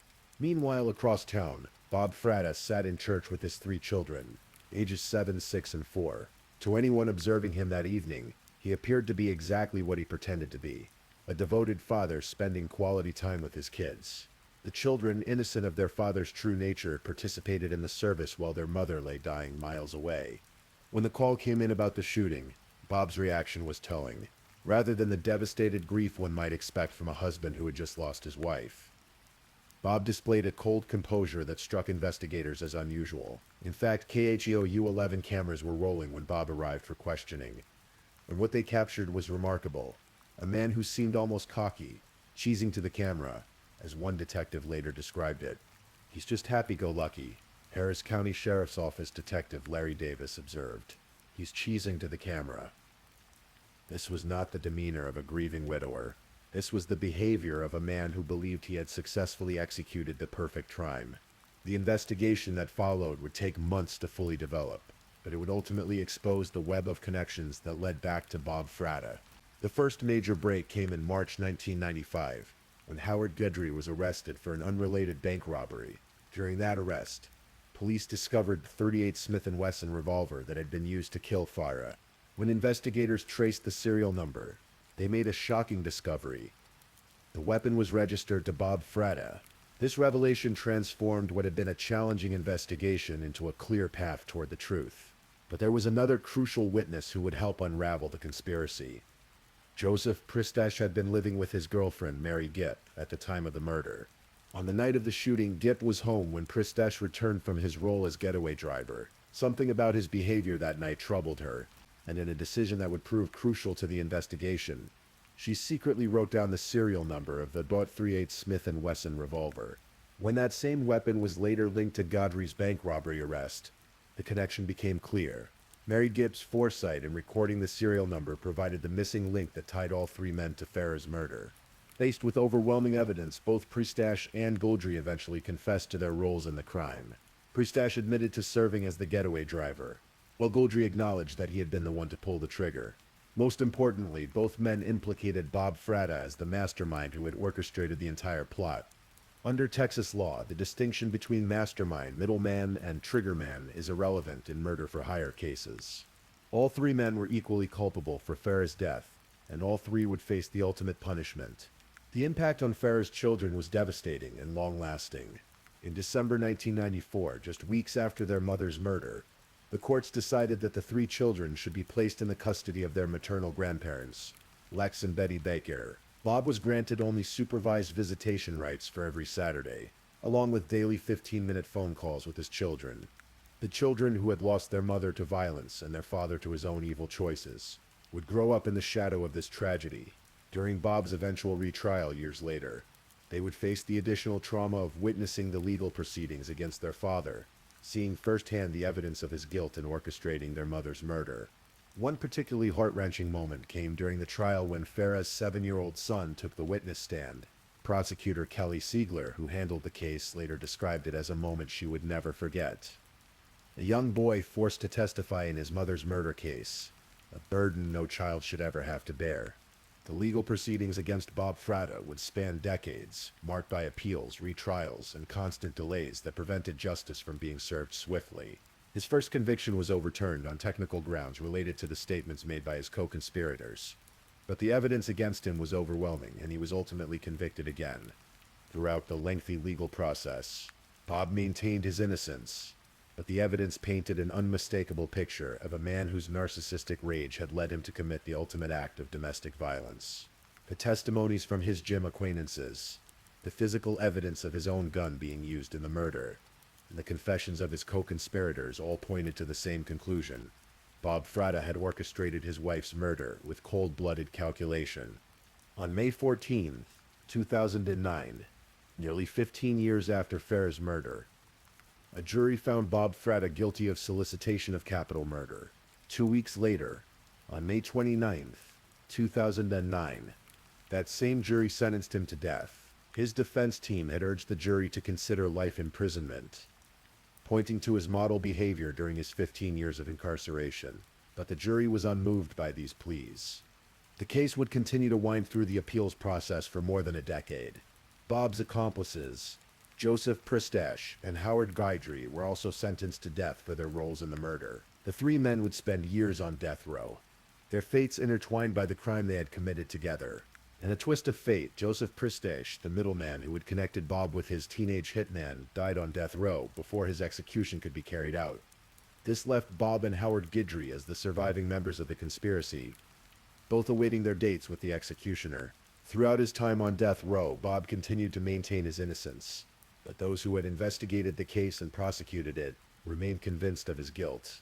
The evidence was simply too overwhelming, the pattern of behavior too clear, and the testimonies too consistent to support any other conclusion.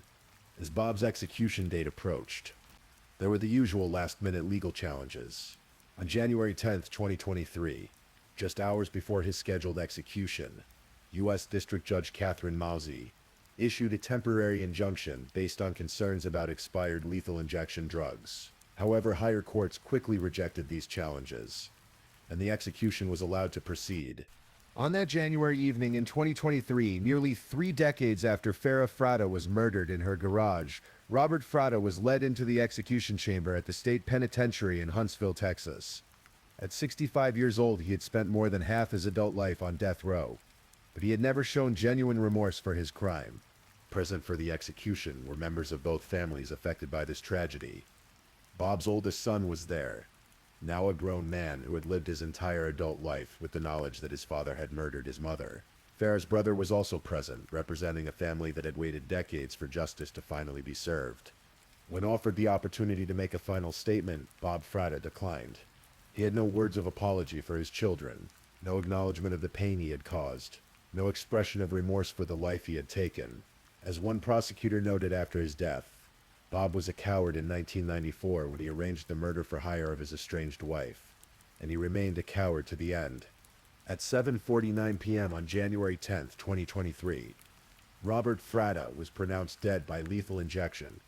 His execution marked the first carried out by the state of Texas in 2023, and it brought to a close one of Houston's most notorious murder cases. But while justice was finally served for Bob Frata, the story doesn't end with his death. The 3 children who lost their mother that November night in 1994 had grown up and built lives of their own, carrying with them the complex trauma of having lost one parent to violence and the other to his own evil choices. Howard Guidry, the teenage hitman who had actually pulled the trigger, remained on death row, still awaiting his own execution. Joseph Pristash's death in prison meant that he would never face the executioner, but the memory of his role in this crime would live on in the case records and in the hearts of those who knew Farah. The murder of Farah Frata serves as a stark reminder of how domestic violence can escalate to the ultimate tragedy. What began as a contentious divorce had evolved into a murder-for-hire plot that destroyed multiple lives and traumatized an entire community. It shows us how a man's inability to accept the end of his marriage, combined with his obsession with control, can lead to unthinkable acts of violence. For the investigators who worked the case, for the prosecutors who sought justice, and for the family members who survived this tragedy, Farah's story represents both the worst of human nature and the importance of never giving up in the pursuit of truth. Detective Larry Davis, who had observed Bob's cocky demeanor during the initial investigation, lived to see justice finally served nearly 3 decades later. Prosecutor Kelly Siegler, who had worked tirelessly to secure convictions against all 3 men involved in the conspiracy, could finally know that the legal system had held them accountable for their crimes. The image of that 7-year-old boy testifying at his father's trial would always stay with her, but she could also take satisfaction in knowing that his mother's killer had finally paid the ultimate price. In the quiet suburb of Atascocita, where Farah had lived and died, life had moved on. New families had moved into the neighborhood. Children had grown up and moved away, and the house on Forest Fern Drive had passed to new owners. But for those who remembered that November night in 1994, the memory of Farah Frata lived on, not as a victim, but as a mother who had fought for her children until the very end. The case also serves as a reminder of how evil can hide behind a badge and a uniform. Bob Frata's position as a public safety officer should have represented protection and service, but he perverted that trust in the most horrific way possible. He used his position and his connections to orchestrate a murder, betraying not only his family but the community he had sworn to serve. Perhaps most tragically, Bob's crime robbed 3 children of their childhood innocence and their sense of safety in the world. They had to grow up knowing that the man who should have protected them above all others had instead chosen to destroy their family. The psychological impact of such a betrayal is impossible to fully measure, but it undoubtedly shaped their lives in ways that continue to this day.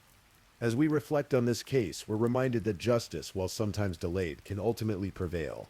The investigators who refused to give up, the prosecutors who pursued the case through multiple trials and appeals, and the witnesses who came forward with crucial evidence all played a part in ensuring that Bob Frata was held accountable for his actions. The story of Farah Frata's murder is ultimately a story about the destruction that one person's evil choices can wreak on countless lives.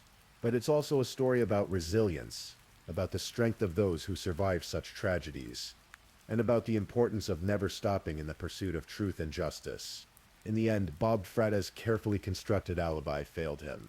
His belief that he could orchestrate the perfect crime proved to be nothing more than narcissistic delusion.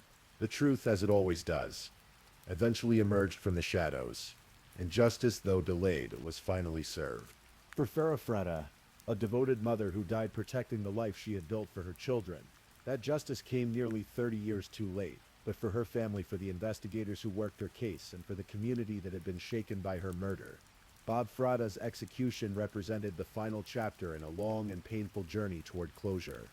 The garage where Farah took her last breath may have been the scene of a horrific crime, but her memory lives on in the children she raised, in the lives she touched, and in the justice that was ultimately served in her name. In the quiet suburbs of Texas, where neighbors know each other's names and children play in tree-lined streets, her story serves as both a warning about the evil that can lurk behind familiar faces and a testament to the enduring power of love, truth, and justice. And so, as we close this chapter on one of Texas's most notorious murder cases, we remember not the man who orchestrated this crime, but the woman whose life was taken far too soon, and the children who survived to carry on her memory, in their strength, in their resilience, and in their ability to build meaningful lives despite the tragedy that shaped their childhood. We find hope that even in the darkest of stories, light can ultimately prevail. The execution of Robert Frata brought an end to a case that had haunted Houston for 3 decades. But the lessons of Farah's story continue to resonate. In a world where domestic violence remains all too common, her case reminds us of the importance of recognizing the warning signs, of taking threats seriously, and of never underestimating the potential for evil that can exist within seemingly ordinary relationships. For those who worked to bring Bob Frata to justice, for the family members who survived this tragedy, and for the community that was forever changed by Farah's murder, her story will always serve as a reminder that while evil may triumph temporarily, truth and justice have a way of prevailing in the end. And in that knowledge, perhaps there is some measure of peace to be found.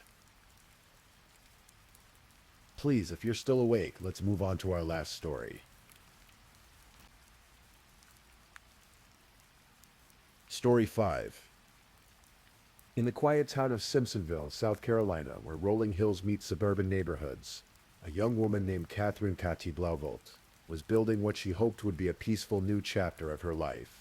It was October 2016, and at just 22 years old, Katy had already served her country in the United States Army and was working at a local PetSmart, surrounded by the animals she loved. She had recently separated from her husband, John Blauvelt, also an Army soldier, and was looking forward to independence and a fresh start. Katy was the kind of person who lit up a room.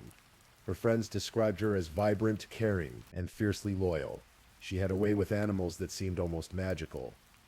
and her co-workers at PetSmart often marveled at how even the most anxious pets would calm in her presence. She was petite, with dark hair and expressive eyes that seemed to hold endless compassion. Those who knew her said she had an infectious laugh and an unwavering belief that tomorrow would be better than today. But in the autumn of 2016, Katy's tomorrow would never come. The story begins not with the crime itself, but with the slow dissolution of a marriage that had once held promise. John Tufton Blauvelt, 33 years old, had built his identity around being a United States Army recruiter. It was more than a job to him, it was who he was. He took pride in his uniform, in his ability to inspire young people to serve their country, and in the respect that came with his position. John was methodical, disciplined, and by all accounts good at what he did. But marriages are delicate ecosystems, and the Blauvelt marriage had been suffering from a series of small fractures that were beginning to spread into something much larger. The couple had been growing apart for months, their communication deteriorating into arguments and long silences. Katy had begun to feel trapped, controlled, and increasingly fearful of the man she had once loved. The first major crack in John's carefully constructed world came in the form of a revelation that would ultimately cost him everything he held dear. In his role as an Army recruiter, John had been engaging in an inappropriate relationship with a 17-year-old girl named Hannah Thompson. This wasn't just a violation of military regulations.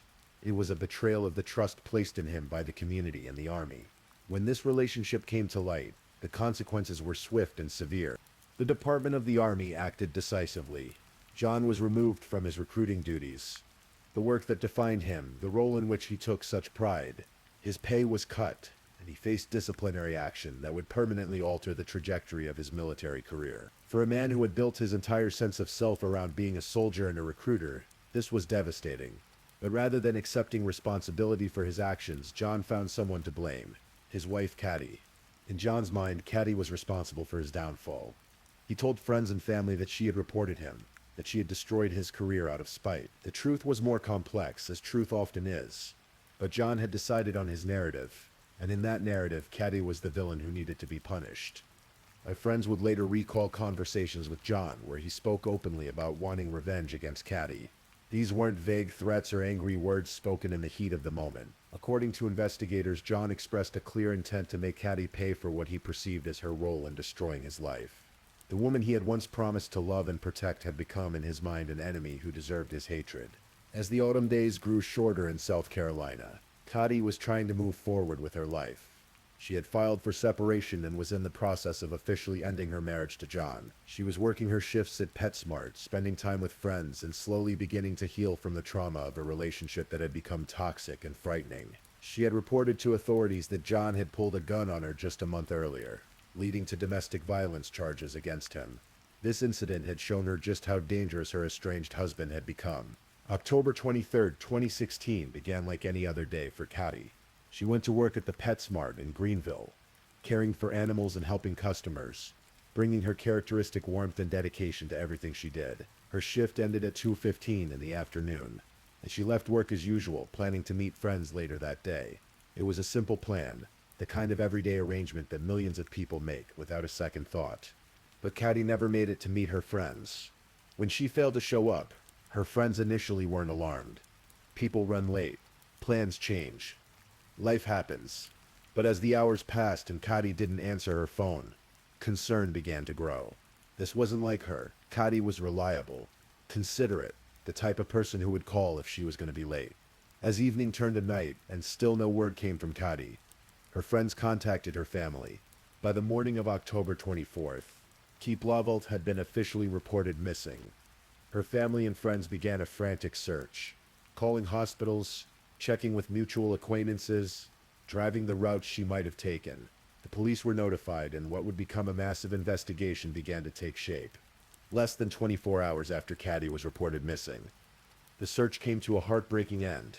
In an abandoned farmhouse in Simpsonville, South Carolina, investigators made a discovery that would haunt everyone involved in the case. Katy Blauvelt had been found, but she was no longer alive. The scene was one of brutal violence. Katy had been stabbed in the neck with such force that the blade of the knife had broken off inside her body. An X-ray would later show the metal fragment lodged in her neck, a chilling piece of evidence that spoke to the savage nature of the attack. This was not a crime of passion that had gotten out of hand. This was a deliberate, vicious assault designed to end a young woman's life. The abandoned farmhouse where Katy's body was discovered added another layer of horror to an already terrible crime. This wasn't a random location. It was isolated, hidden, the kind of place someone would choose if they wanted to ensure their victim's screams wouldn't be heard. The killer had planned this, had thought about where to take Katy, had considered how to commit this act without being interrupted. Almost immediately, investigators had a prime suspect, John Blauvelt. Everything about the crime pointed to him. He had motive, the blame and resentment he harbored toward Katy for his military troubles. He had opportunity. Katy was vulnerable during the transition time between leaving work and meeting her friends. And he had means, access to weapons, and the physical capability to overpower his petite estranged wife. But when police went to arrest John Blauvelt, they discovered he was gone. Not just absent from his home, but completely vanished. Along with his 17-year-old girlfriend, Hannah Thompson. The timing was too perfect to be coincidental. Katy's body was discovered on October 24th, and John and Hannah had disappeared without a trace around the same time. This disappearance transformed the investigation from a murder case into a massive manhunt. John Blauvelt was now not just a murder suspect. He was a deserter from the United States Army, having gone AWOL at the exact time when he should have been answering questions about his wife's death. The U.S. Marshals Service became involved, bringing federal resources to bear on what was now a multi-agency investigation spanning multiple states. The concern for Hannah Thompson's safety added urgency to the manhunt. Here was a 17-year-old girl on the run with a man suspected of brutal murder. Was she a willing accomplice? Or was she another potential victim? Law enforcement agencies across the country were alerted to be on the lookout for John Blauvelt and Hannah Thompson, two people who seemed to have vanished into thin air. For weeks, then months, there were no solid leads. John Blauvelt had been a recruiter, trained in planning and logistics. He knew how to organize operations, how to think several steps ahead, and how to adapt to changing circumstances. These skills, which had made him effective in the military, were now being used to evade capture. The investigation continued, but John and Hannah seemed to have disappeared completely. Meanwhile, Katy's family was left to grieve and to wait for justice. Her funeral was attended by hundreds of people whose lives she had touched in her 22 years.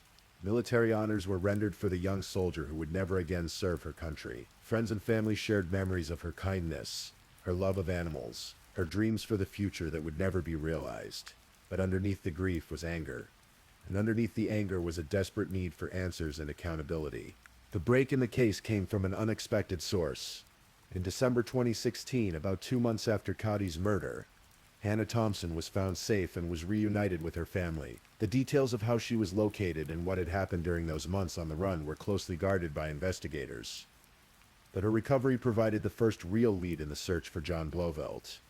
Through information provided by Hannah Thompson, investigators learned that she and John had been living as homeless individuals in Oregon, far from South Carolina and the scene of the crime. This revelation narrowed the search area considerably and gave law enforcement agencies specific regions to focus their efforts. But even with this information, John Blauvelt proved elusive. The manhunt for John Blauvelt would stretch on for years. He had essentially become a ghost, living off the grid, avoiding any official contact that might reveal his location. The case was featured on television shows, including In Pursuit with John Walsh, bringing national attention to the search. Tips came in from across the country, but each lead seemed to end in disappointment. For Katy's family, these years of waiting were excruciating. Every phone call from the police brought hope that there might be news, and every day that passed without an arrest meant another day that John Blauvelt was free, while their daughter, sister, and friend was gone forever. The not knowing was almost as painful as the loss itself. Law enforcement never gave up. U.S. Marshals continued to follow leads, no matter how cold they might seem. They tracked down associates, investigated sightings, and slowly built a picture of where John Blauvelt might be hiding. The investigation consumed thousands of hours and involved dozens of agencies, all working toward the same goal, bringing John Blauvelt to justice. The persistence paid off on July 20th, 2022, almost 6 years after Katy Blauvelt's murder. Acting on intelligence gathered over years of investigation, U.S. Marshals and other law enforcement agencies surrounded a house in Medford, Oregon. Inside, they found the man they had been searching for, John Tufton Blauvelt. The arrest was anticlimactic compared to the years of searching that preceded it. John didn't resist. He was taken into custody without incident, and began the process of being extradited back to South Carolina to face charges for his wife's murder. After 6 years on the run, 6 years of freedom while Katy lay in her grave, John Blauvelt would finally face a jury. The extradition process moved smoothly, and soon John was back in South Carolina, sitting in a jail cell and facing the reality that his years of running were over. The charges against him were severe: murder in the first degree and possession of a weapon during a violent crime. If convicted, he would face life in prison without the possibility of parole. The trial of John Blauvelt began in September 2024, more than 7 years after Katy's death. The courtroom was filled with Katy's family and friends, people who had waited nearly a decade for this moment. The prosecution, led by prosecutor Ken Liabi, methodically built their case against John, using the physical evidence, witness testimony, and John's own actions in the aftermath of the murder to paint a picture of premeditated homicide. The broken knife blade found in Katy's neck became a central piece of evidence. Forensic experts testified about the force required to break a blade in such a manner, the precision of the wound, and the deliberate nature of the attack. This wasn't a struggle that had gotten out of hand. This was an execution. Hannah Thompson, now an adult, took the witness stand to testify about her relationship with John and the events surrounding Katy's murder. Her testimony was crucial to the prosecution's case, providing insight into John's state of mind and his actions in the days and weeks following the crime. She described a man consumed with hatred for his estranged wife, someone who had expressed clear intentions of revenge. The defense attempted to create reasonable doubt, suggesting that the evidence was circumstantial and that John's flight from South Carolina didn't necessarily prove his guilt. They argued that a person might run for many reasons and that the prosecution hadn't definitively proven that John was the killer, but the evidence was overwhelming. Text messages between John and various associates showed his growing resentment toward Katy and his stated desire for revenge. Witness testimony confirmed that John had openly discussed his hatred for his wife and his belief that she was responsible for his military troubles. The timing of his disappearance, coinciding almost exactly with the discovery of Katy's body, suggested consciousness of guilt. Perhaps most damning was the physical evidence. The knife blade in Katy's neck could be traced to a type of weapon that John had access to. The location where Katy's body was found was isolated, and would have required local knowledge to locate. Everything pointed to one conclusion: John Blauvelt had lured his estranged wife to that abandoned farmhouse and murdered her in cold blood. The trial lasted several days, with both sides presenting their arguments and evidence to a jury of 12 South Carolina residents. For Katy's family, sitting through the details of her murder was agonizing, but necessary. They needed to hear the truth, to understand exactly what had happened to their loved one, and to see justice finally served. On September 20th, 2024, after deliberating for several hours, the jury returned with their verdict: guilty on all charges. John Tufton Blauvelt was convicted of murdering his wife, Catherine Katy Blauvelt, and of possessing a weapon during a violent crime. The sentence was life in prison without the possibility of parole. The conviction brought a measure of closure to Katy's family, but it couldn't bring her back. During the sentencing hearing, family members spoke about the devastating impact of Katy's death and the years of uncertainty they had endured while John was on the run. They talked about the young woman she had been, the dreams she had held, and the future that had been stolen from her. John Blauvelt showed little emotion throughout the trial. In sentencing, the man who had once taken pride in his military service, who had seen himself as someone who inspired others to serve their country, was now facing the rest of his life behind bars. He has since filed an appeal of his conviction, maintaining his innocence despite the overwhelming evidence against him. Hannah Thompson, who had been just 17 when she was swept up in John's web of violence and deception, also faced charges related to the case. She was charged with 5 felony counts, including obstruction of justice and being an accessory after the fact to murder. Authorities made clear that they did not believe Hannah was present when John murdered Katy, but her actions in helping him evade capture for 6 years carried their own legal consequences. She has pleaded not guilty to all charges. The case of Katy Blauvelt raises uncomfortable questions about domestic violence, military culture, and the warning signs that too often go unheeded. Katy had reported to authorities that John had threatened her with a gun just a month before her death. She was in the process of leaving him. taking the steps that experts recommend for someone in an abusive relationship. But sometimes, even when someone does everything right, tragedy still strikes. John's sense of entitlement, his inability to accept responsibility for his own actions, and his willingness to blame others for his failures created a perfect storm of resentment and rage. When his military career crumbled due to his inappropriate relationship with a teenager, he should have looked inward and accepted the consequences of his choices. Instead, he chose to see himself as a victim and Katy as the cause of his problems. The murder of Katy Blauvelt was not a crime of passion or a moment of poor judgment. It was a calculated act of revenge by a man who had decided that destroying his wife's life was preferable to rebuilding his own. The isolated location, the savage nature of the attack, and the immediate flight from the area all point to premeditation and careful planning. For 6 years, John Blauvelt lived as a free man, while Katy's family grieved and wondered if justice would ever be served. He experienced sunrises and sunsets, changing seasons, perhaps even moments of happiness, while his victim lay cold in the ground. The fact that he was able to evade capture for so long speaks to both his cunning and the challenges faced by law enforcement in tracking down someone determined to disappear. The persistence of the investigators who never gave up on the case is remarkable.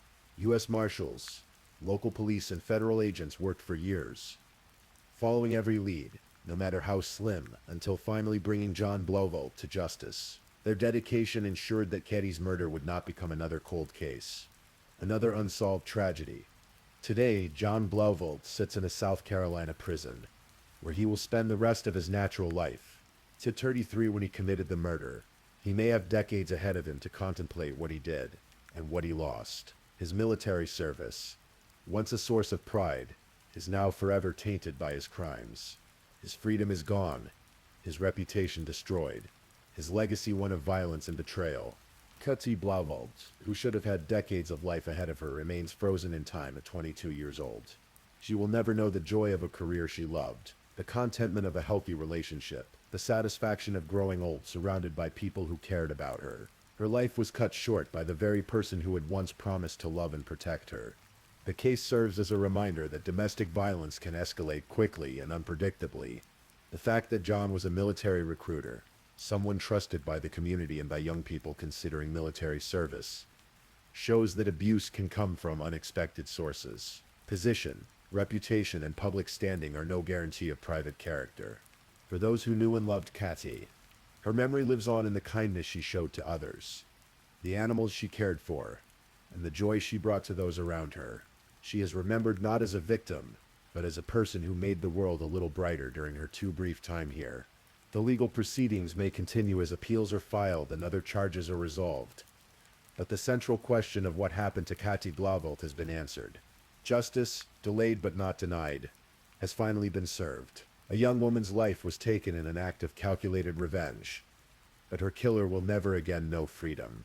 In the quiet town of Simpsonville, South Carolina, where the story began, people remember Katy Blauvelt as she was in life, vibrant, caring, and full of hope for the future. Her murder shocked the community and changed many lives forever, but it also demonstrated the power of persistence, the importance of never giving up on justice, and the enduring strength of those who loved her.